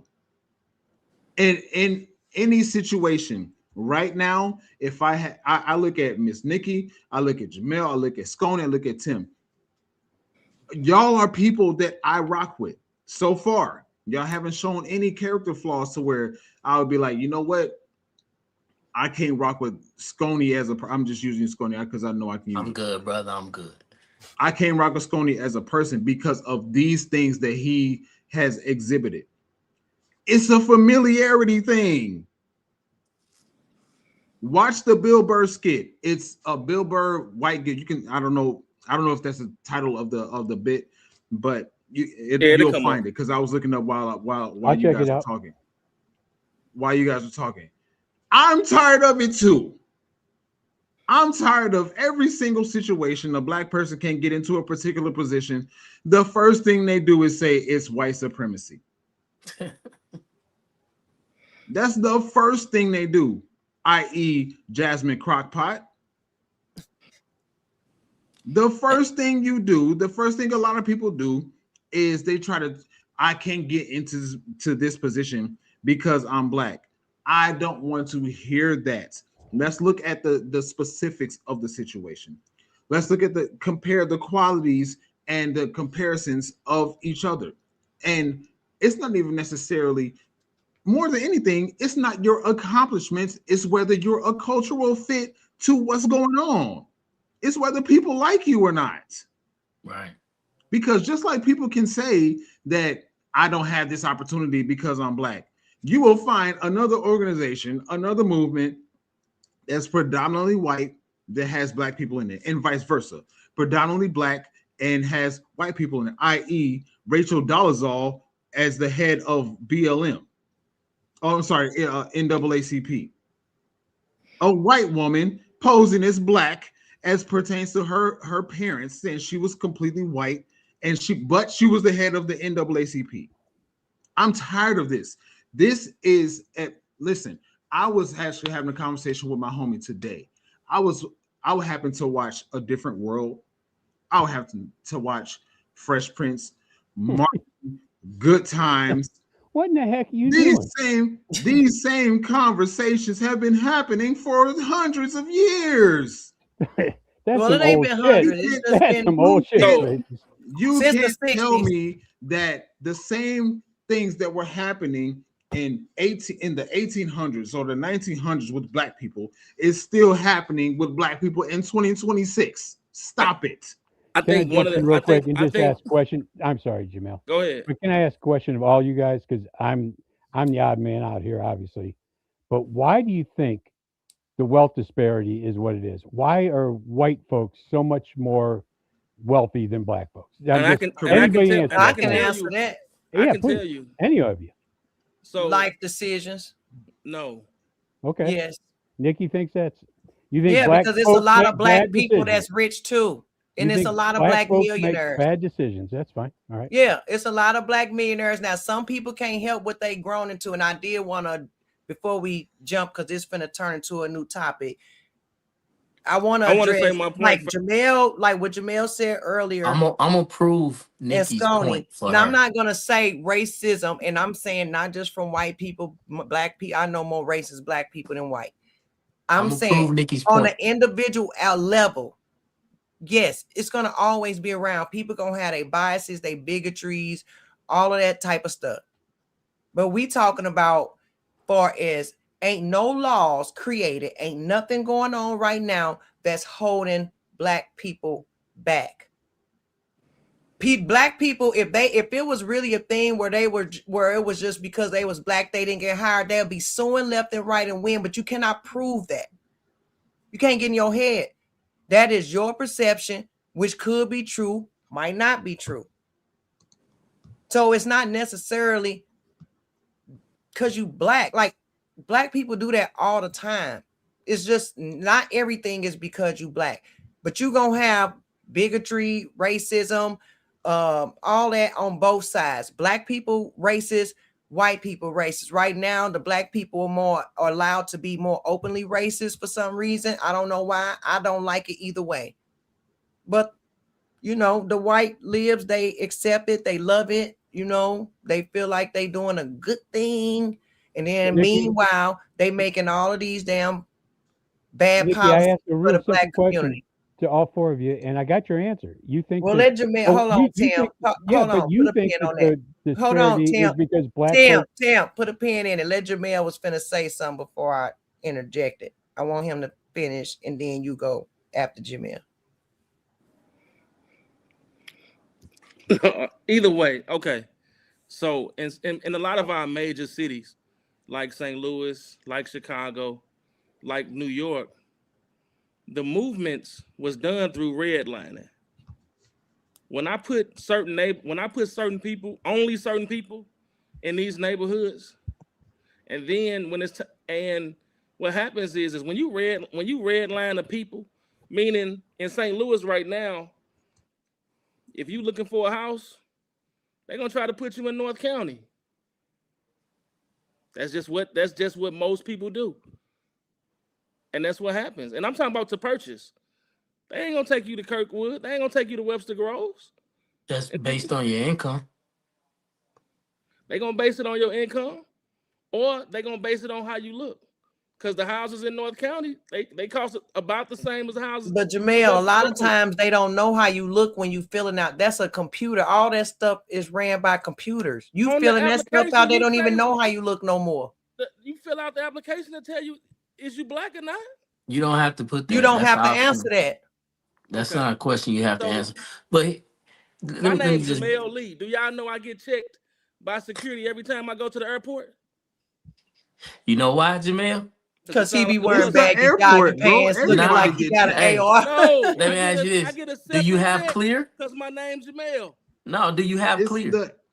It's the airport, bro. Everybody get checked. No, I ain't gonna even lie. When me and Jamel knew each other back in the day, we used to go out of town together. He used to get pulled out of line an awful lot, but I always equated to he wore baggy clothes all the time to the airport. When he didn't, they did not do that. And if a white person with baggy clothes walked through the airport, well, I ain't seen that, so I can't answer that. But I have seen Jamel I got you without a line a gazillion times at the and that's what I'm saying. With the if we're talking about, it's a contrast between the conversation of skin color versus what the person is wearing. The conversation as what maybe I missed it, but with that conversation, Miss Nikki, it wasn't necessarily that he was black. It was Miss Nikki just said it. No, I said it, but That's I his was point. saying He I said- think she said that's he why didn't say he I was. didn't say that. No, I said that's why I think he was getting pulled out of line. That don't even make sense. And that's what? It Are do you make serious? sense. You can have anything on you. Who don't wear sweatpants and a hoodie in the There's a lot of people, but Well, you some can have people don't, tees but on they you. don't wear it 2 sizes too big necessarily. But Miss Nikki, you cut me off. I want to give it back to Sconey because Yeah, he go wanted ahead. to agree with you. Tim, Sconey are you wanted finished, to agree Jamel? with you. You finished, Jamel? Yeah, Jamel, you finished? Basically, I was just bringing up the redlining principles. Like, for example, in my city, they don't invest in the redlining areas. That's what we're going through now. They call it hyper segregation. Chicago going through it, Baltimore going through it, Detroit and New York. The Delmar divide. Yeah, but who y'all voting these people in? It's not even about. I would say I don't want to say it's like not y'all about, voting the same people in, but complaining about what they're doing. You talking about Chicago, St. Louis? We still talking about democratic cities. All them cities like that. Correct. They are democratic cities. But people keep voting for it. But they keep complaining about it. But I don't. Not you. I'm saying in general, we're talking about as a whole. So I'm still confused. Go ahead. Yeah, I they mean, doing a lot down here, and I'm actually working on that. Y'all gonna want to the get in red that line is the conversation. redlining is a lot. And when you come to St. Louis, in a lot of areas, you see it, except for where I live, where Nikki live, and places like that. Like for Well, example, we got a metro train. We got a beautiful city called St. Charles. They said they didn't want to extend the metro train because they ain't want niggas catching the metro link I won't want you niggas out out to there St. either. Charles, What robbing are their you house talking about? and coming. Why would they give these YNs and these hoodlums easy access out there to them beautiful communities? Ain't none of my sons YNs. We ain't talking about your Please. sons. You So know, We're what you talking yeah, about as saying? a right. You are whole. You talking about keep my talking son. personal. We're talking about as Yeah, a see, and whole. that's another big problem in the black But when you go to community. New York, the train run Can you everywhere. And they please, shit, it's a shit show. The real trains quick, People real get already quick, real ran. quick. robbed, So beat, this burnt up on the trains, you conflating two stabbed on the different trains, situations. all kind of stuff. In, Real in quick, in New please. York and Chicago, the trains already went to every part of it, and then they rebuilt parts of it to be beautiful, and so the train already ran there. What you talking about? Putting trains to somewhere that's already beautiful, and like she's saying, the communities. And then also you saying black people love to say we.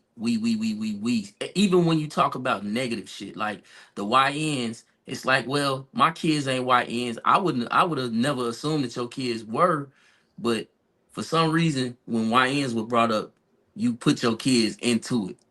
You know what I'm saying? Like you inserted them, and for And your own Stony, reason, not Stony, necessarily a bad way. Stony, I Go so ahead, much Tim. want to get back to my question to you, which Nikki answered, and then you were going to, but she cut me off like 3 times. What do you think the wealth disparity is about? I Because got you you. were So agreeing when, with her. cause she said decisions, right? One word, decisions, right? And what I was gonna say is to prove her correct is what I've been doing lately is when I meet somebody and I'm gonna use Spaces and Jamel right now. Spaces and Jamel. If you could go 10 years backwards in your life, were you doing something that potentially could have put you in a wealthier position today had you made different decisions? And on top of that, was it anything that white supremacy could stop you from doing? Go ahead, Jamel. I don't know about stop. Um, I don't know about stop.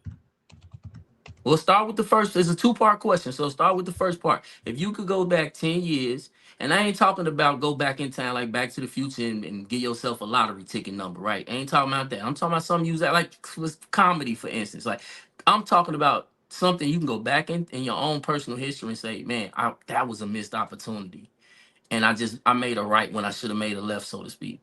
If you got I could have kept. anything, I was going hard with my comedy, and I could have kept it going.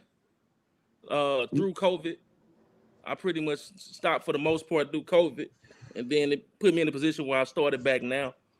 But and and if you had done that, right, you think you'd probably been more successful, right?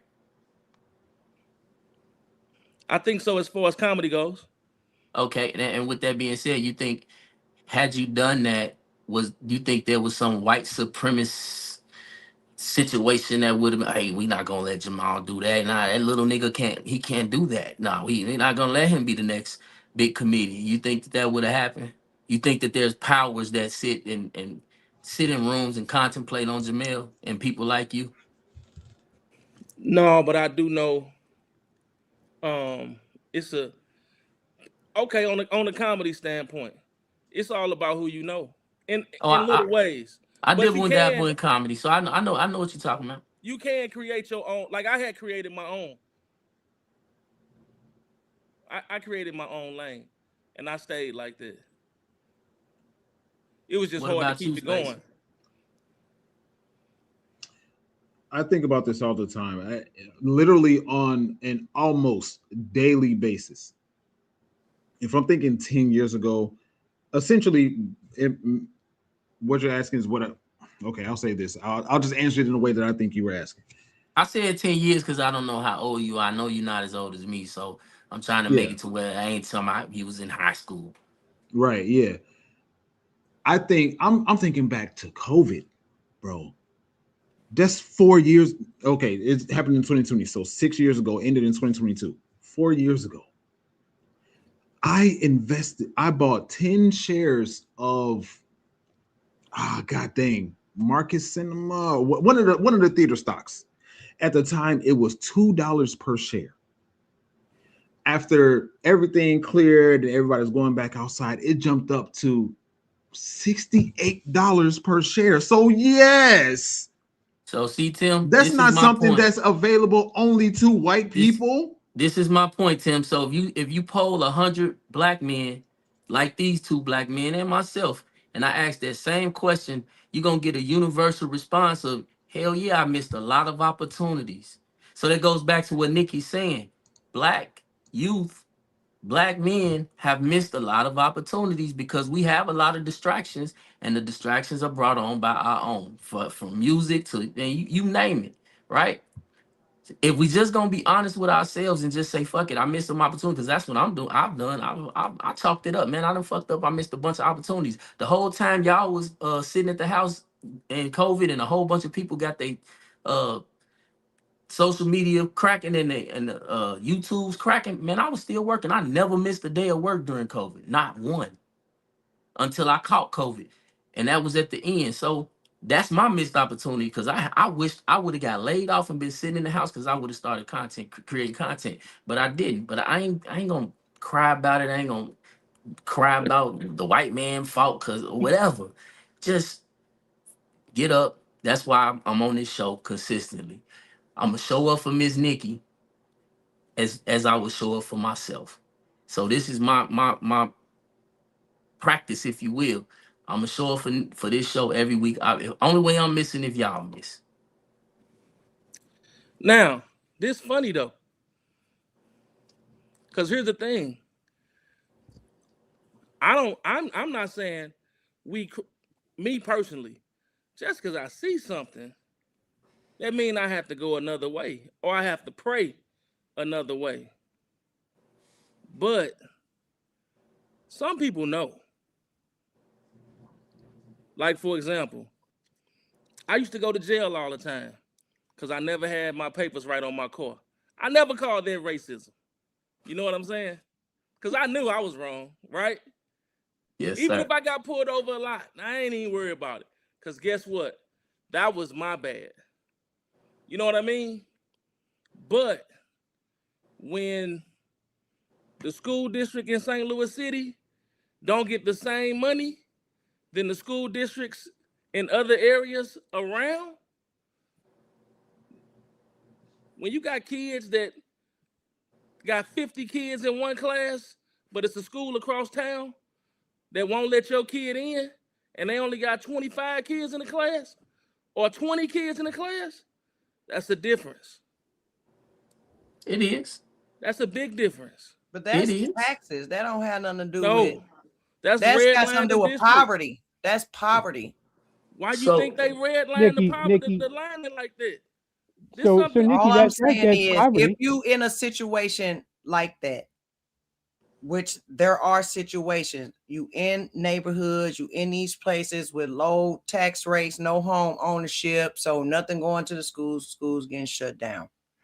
At that point, it's time to stop being so loyal to the hood. And I'm just talking to the community in general, not per se you. I'm saying in general, it's time to start trying to figure out something different, leveled up. I didn't even graduate, and this is going to be the first time I broke this out. I ain't graduate from high school. Let me give you I went to get my GED once I figured out I needed something different. It's literally that simple. When I got my GED, then a light bulb. I went to college because I wanted something different. But I also, prayer without works is so dead. So yeah, it's a hard, you got to work your way towards it. But yeah, I feel like you just got to move around away from people.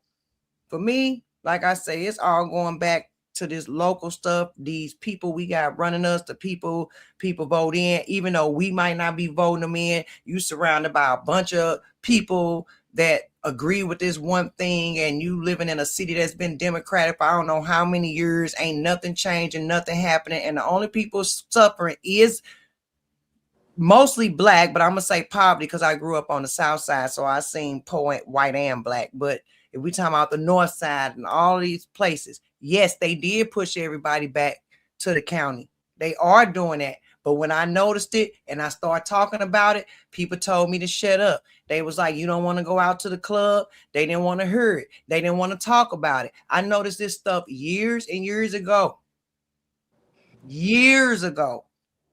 When me and my ex-husband used to look for places, all was going getting pushed out. Anything we could afford out in the county because they want downtown back. They want to bring revenue back.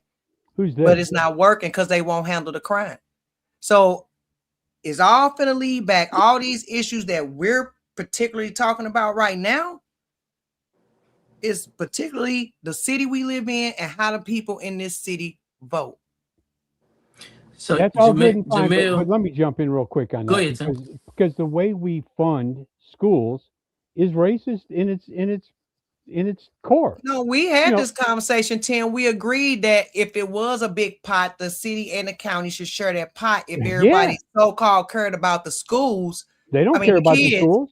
I'm saying cared about the kids and put them in there, but that's not the reality right now. Yeah. So the reality is we need to vote different and get people with that mindset out of I don't think you can vote this situation away. Well, no, because it's across the country. But you that's what I'm saying. That's what I'm saying. I don't think you can vote the situation away. But I want to paint a picture for Jamil. Like, you gotta understand. Like we was talking earlier about how men will check out of a situation, and I think Jamil, you was agreeing with that. Like men can get frustrated and just check out, right? Well, imagine having your kids in a school and the school's great, and see, it all started with integration. With integration, the racism is why the white people left. They didn't leave because black kids were bad or nothing like that. They left because they didn't want to be around them, right?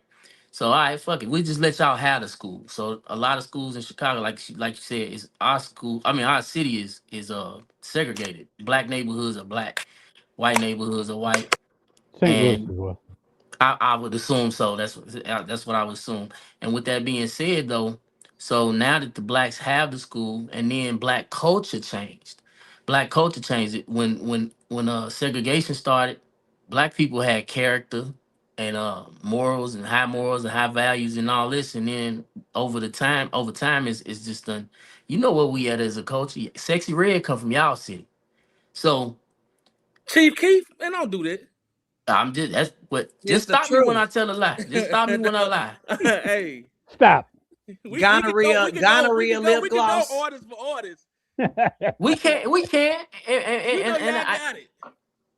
And it, well, it's I no was gonna different. say, because Stoney, y'all the one I believe started all that killing rap. You're absolutely correct. And when it first started, right now, I think that came out of Chicago. When it first started, I was the first one saying that this is not gonna be good for the culture, because those rappers, they weren't good rappers. Nope. They just came with some bullshit kill rap, which turns our culture into kill culture. That's why all these little young, the YNs as people call them, is running around with these guns blazing with their face covered, hoodies drawn up with rubber gloves on, looking for to kill people. So again, when we talk about black schools, I mean, forget black and white. Jamel, do you want your kids around that culture? No. Because I don't have to call it black culture. It's a subculture of black culture, right? But when black people try to pull it all into one culture and be like, well, we ain't, all of us ain't bad. Okay, if all of us ain't bad, we got to determine us from them. And if you're not ready to say us ain't them, then get your ass over there with them and see how you fare.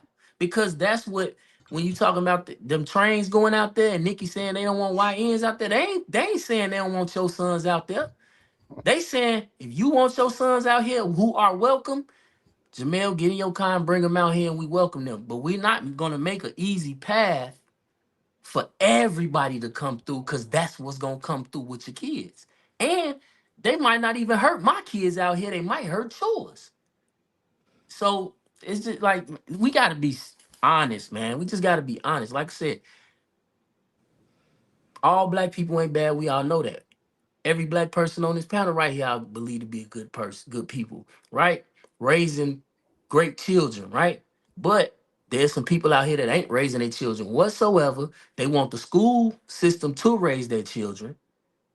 And I'm gonna tell you something that's going on in Nashville right now. Nashville is thriving through charters. Charter schools, of course, they get money from the government, but the schools are ran by the people that put the schools together, and they most of them predominantly black, and they're better schools than the public schools. Matter of fact, one of my children go to is the number one charter in the state of Tennessee. So we got to put things together. Bottom line. So back to voting people, nah, you ain't gonna vote this shit away. You gonna have to wipe it away. People gotta stand up the same way that white people don't want that bullshit in their neighborhood. Black people gotta not want the shit in our own neighborhoods. Cause I don't live in a bad neighborhood. There's no gunshots around my house. You don't hear sirens, none of that. And I live in an all well, nah, it's a sprinkle of Tim's, but a sprinkle. So it don't have to be that way. It's whatever we decide to make it, but it's gonna take us to do it. But we gotta stop bullshitting and acting like the bullshit is okay and taking up for it. What you got, Jamel? No, man. I'm gonna say I always agree. You know what I mean? Because like we always say, two things can be right. Mm-hmm. But you know And what I'm that's what saying? I'm saying. Two things. So I don't. Black people are great people, I and we definitely got I some definitely bullshit agree. people amongst us. And that's every race. Yes, sir. I just know. You know what I'm saying? Like for example, in some instances, you just know. Now that I'm older, I don't get as many. I don't get as many. I don't get as many racist views, but I just look at it and say this: my opportunities are different because I am older. Like for example, Would you add wiser as well? Not just older, but wiser as well. right? So you know when you're trying to go through the front door, and they keep telling you to go to the back, you do find you a niche. I found a niche, and it's sales. But with sales, you know, okay, so it's 1,500 sales reps, and I'm number one. It shouldn't be nothing holding me back from growing with that company. You feel me? So Tim, I can Jamel. believe you're a good salesman because you sure can Jamel, talk this some this what shit. I'm finna say to you, and I don't even I mean to want to cut hear you you. off. I don't even want to cut. I feel like I have to. See, No, sometimes you gotta see the good in things instead of always looking to the bad, right? Cause see, when you saying what you saying, this is what I'm hearing. I got a company. I'm starting a clothing company, right? You know what I need somebody to help me do? Sell. So maybe that's your calling. It ain't there. That's the point. So when people pushing you away from something instead of trying to figure out, man, why they just won't let me in? Because you don't belong there. And it ain't because you're black.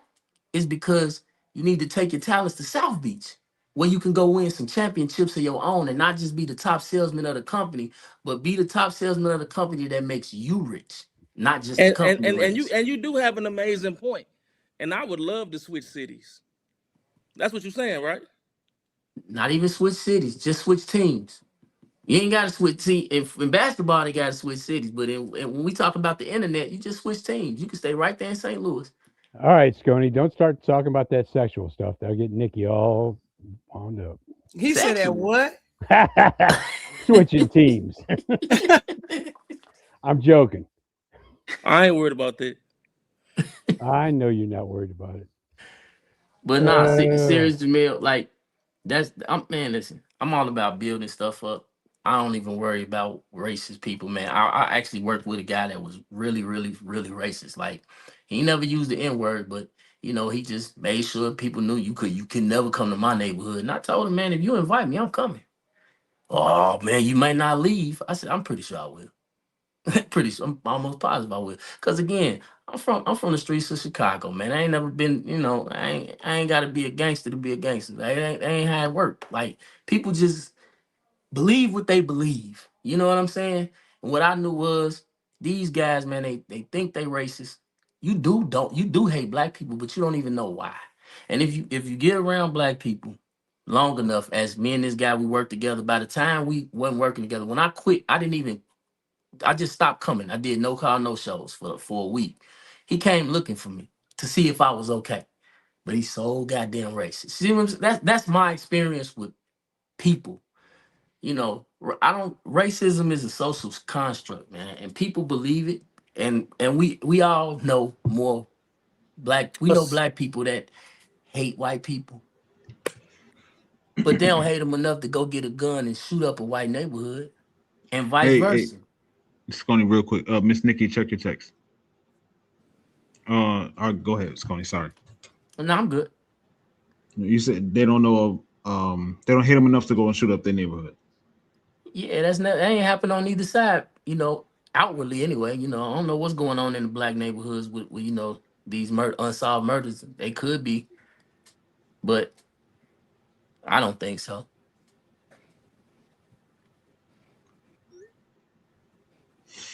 Yeah, well, man. Go ahead, Miss Nikki. no, go ahead, Stoney.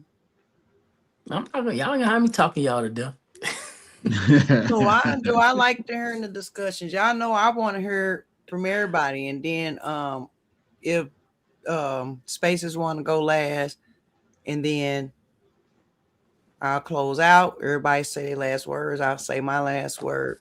We can go from there. I don't want Tim to go away from me. I got y'all late tonight. We went 2 hours. Hey, I'm here for it. I'm here for it.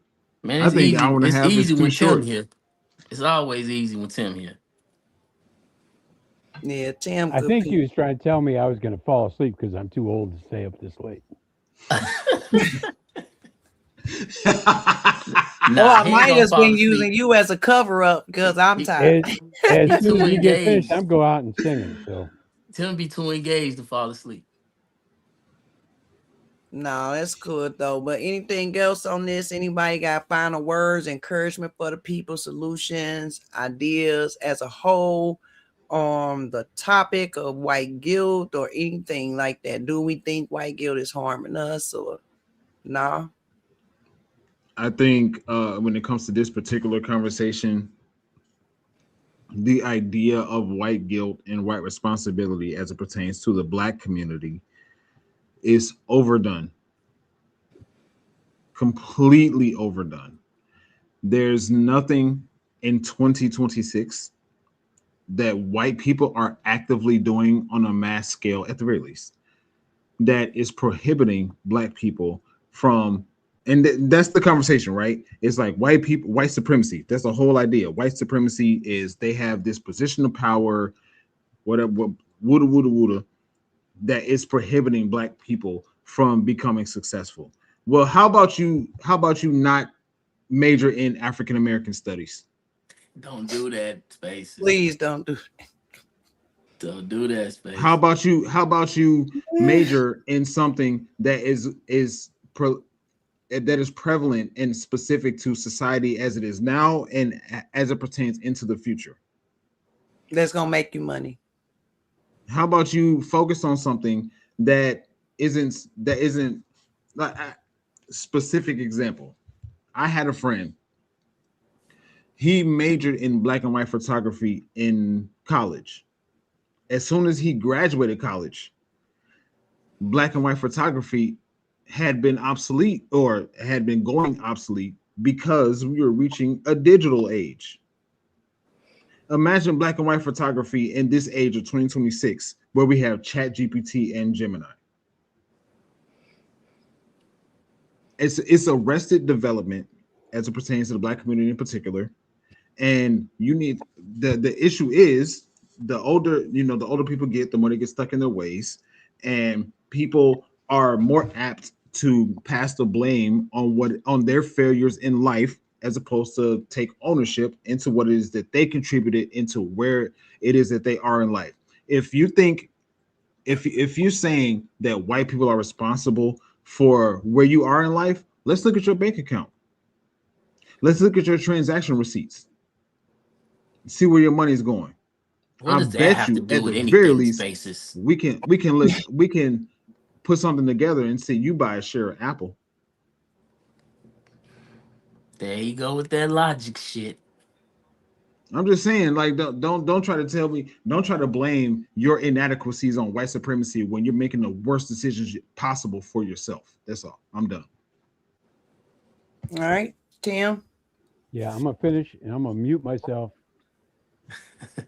It's amazing to me that you guys don't see what's going on. But I'm gonna tell you this: we have the Are you most telling race. black people what we should and shouldn't see, Tim? That is what I'm doing. Yeah. Okay, That's that's a level of soft bigotry. That's why I'm going to mute myself when I'm done. But so it's the most racist president, the most racist Now, what government the that hell we've the My had. boy? president Hey, got to time do out, with it? Nick. You can Why does this never mind. I'll always? just I mute don't want to myself. talk about the president. Who is that white man on that name?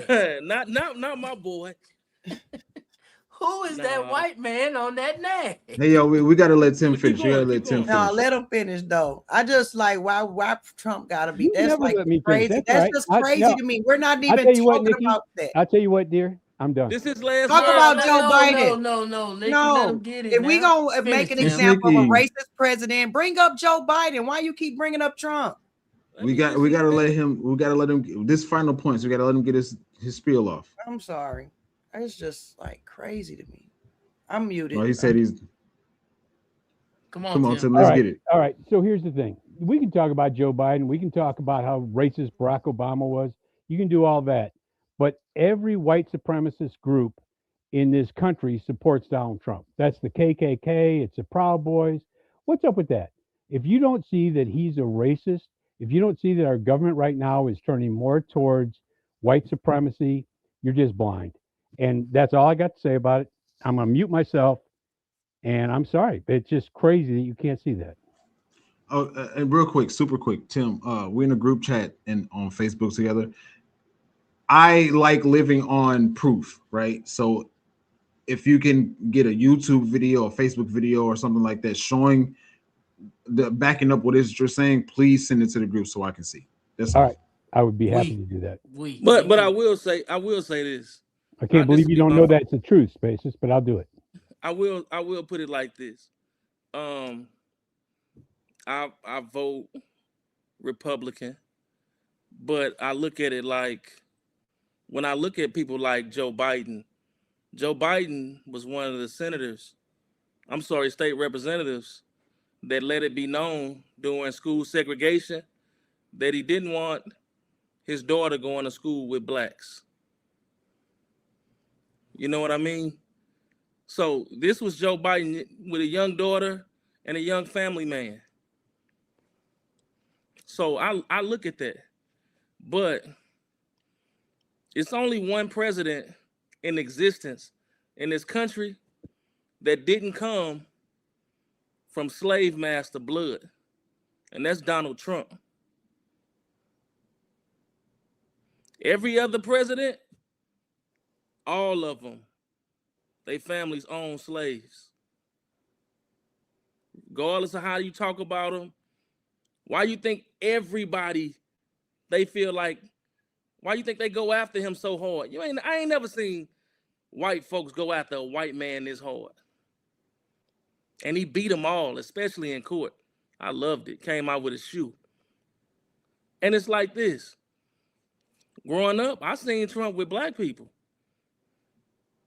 Your Michael Jacksons, your Mike Tysons.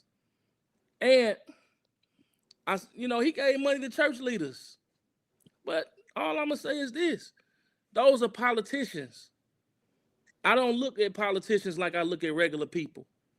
I also don't see that when I look at a leader, when I look at the leader of a country, I'm probably not going to vibe with his thought processes because he knows so much that I don't have a thought of. He sees things I can't see. You got to have somebody you can trust. But I definitely don't think, put it like this. If they didn't want Donald Trump to win the presidency, They. why would he run against her? I look at it just the opposite. What you think?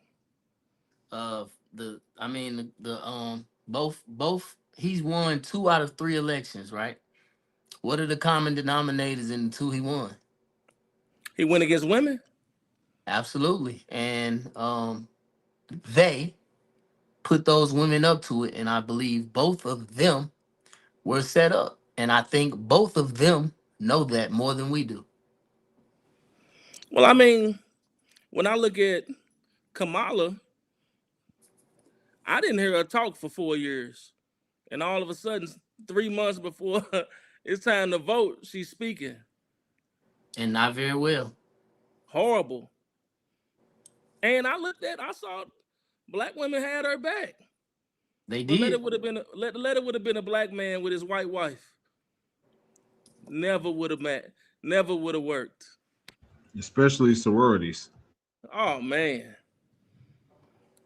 But like I said, who our president is, all of them except one. Just one. You got to think like this. Everything that ever happened bad, I don't think that it's affecting me. But I do know that, hey, as a young man, it's a little harder. It's a little harder for black men. It is.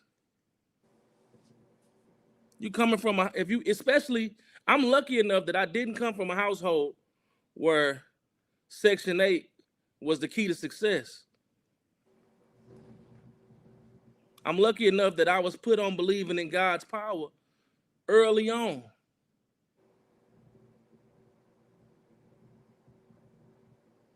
But, sometimes we think like, man, what could really happen? Yeah, Tim. So this is the thing. The one thing, a lot of black families can't pass down wealth, but they damn sure can pass down doubt and disbelief in ability to be successful. And then for those that beat the odds, so to speak, and win with sports or entertainment, become rappers or whatever, they inherit the inability to invest. They quick to say I'm betting on me, but what are you betting on? What is betting on me? And if you just gonna take every dollar you get and ball with it, and I'm probably speaking words you may not understand, Tim, and that's exactly what we talk about. You think that we're oppressed, and some of us understand that the oppression is mental, and it's like a invisible dog gate. That's all it is. We could succeed if like Spaces said, if you just start taking a little money, because I'm pretty sure you got some small investments that you invested over the years, because I know some of my grandparents that's a little older than you did. They just took a little bit of money every time they got it, which is biblical. Just take a little bit of money every time they got some money, just put it aside. And then some of that money they even put in cash deposits, CDs, and little different investments. But most of the youth and a lot of the youth that even make a whole lot of money don't do nothing like that. They make it, they spend it as fast as they make it, and then they don't make it anymore, and they can't live like you and me because they've lived above you and me, and they can't even face the embarrassment of just being like you, Tim, with a nice little house, nice little piece of land, a nice little car that get them from A to B. They don't want that. They can't even live with that. They rather take their life than live like you and me. And then the rest Tony, of them I'm gonna die. sorry. I muted myself and I knew I had my last word, but I want to say one thing about what you just said because Go ahead. it rings so true on something I learned a long time ago, and that's how they train fleas in a circus. They can train fleas only to jump a foot. They put them in a jar, and the fleas keep on knocking their head against the top of the jar. They take them out of that jar. They only jump a foot, even though they could jump 10 feet if they wanted to. You train folks that this is all you can do. And even though they got so much potential, they've been trained that that's all they got. And so I appreciate what you said. And I got you. So I asked you this question. I love your analogy, right? With that analogy, so now the magic question, the $1,000,000 question: is it the flea's fault that the flea won't jump further, or is it the experimental people that knew how to make the flea understand something that's not true? I'm going to say the latter. Okay.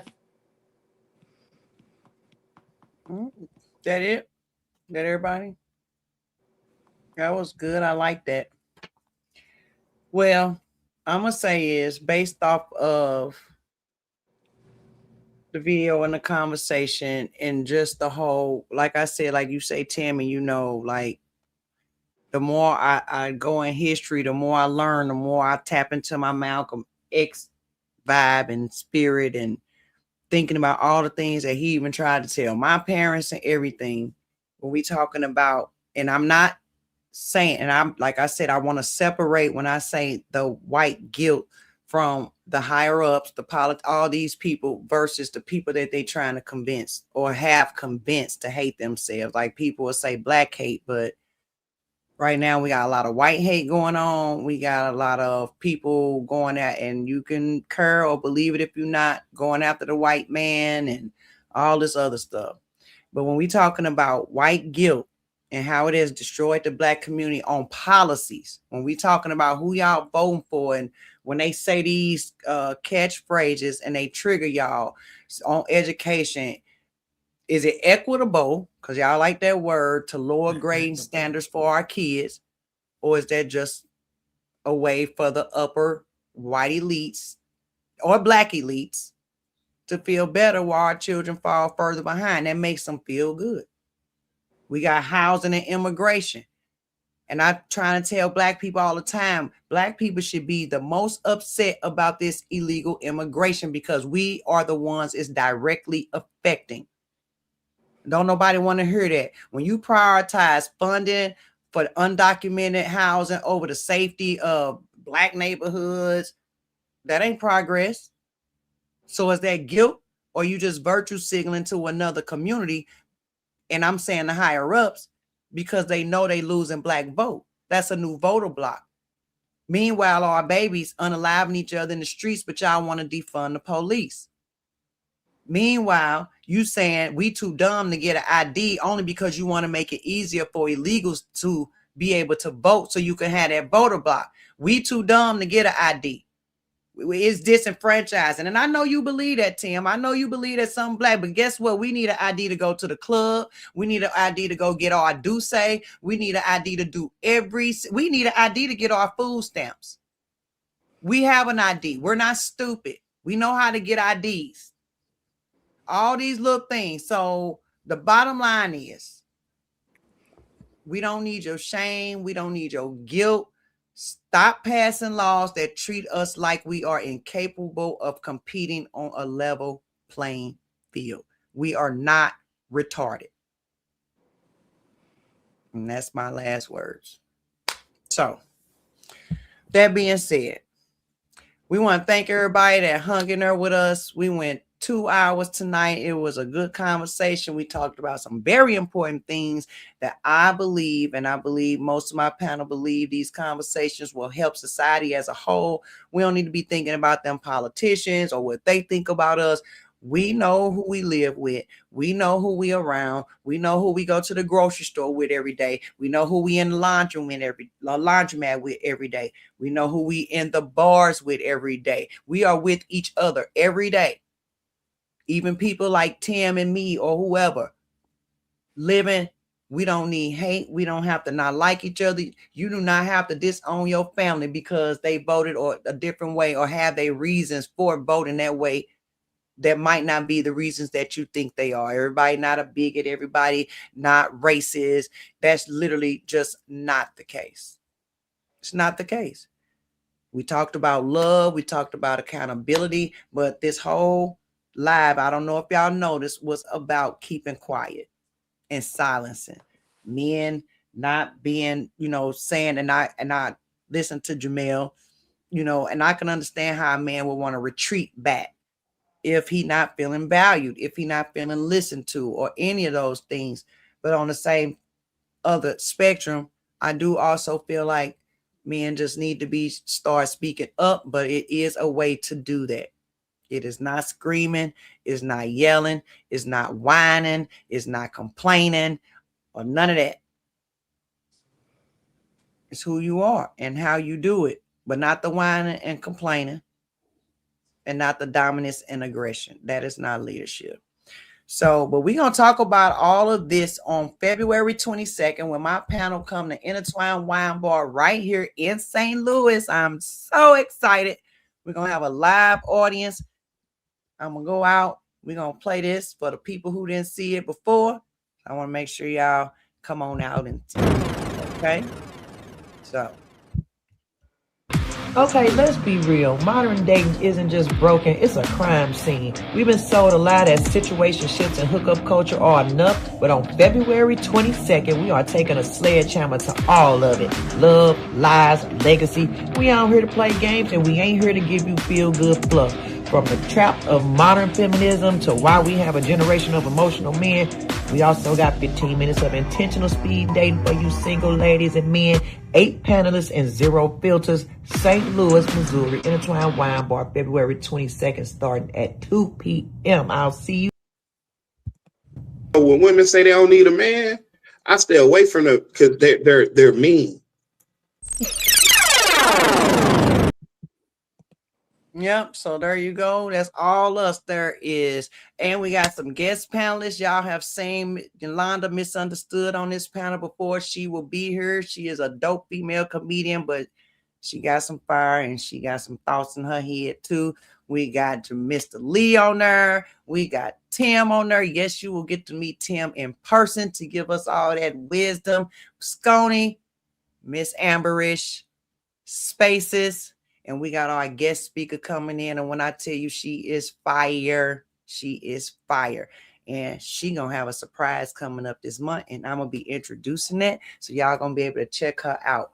But with that being said, I'm just another brown girl in America trying to make common sense out of a not so common world. Bye. Love you.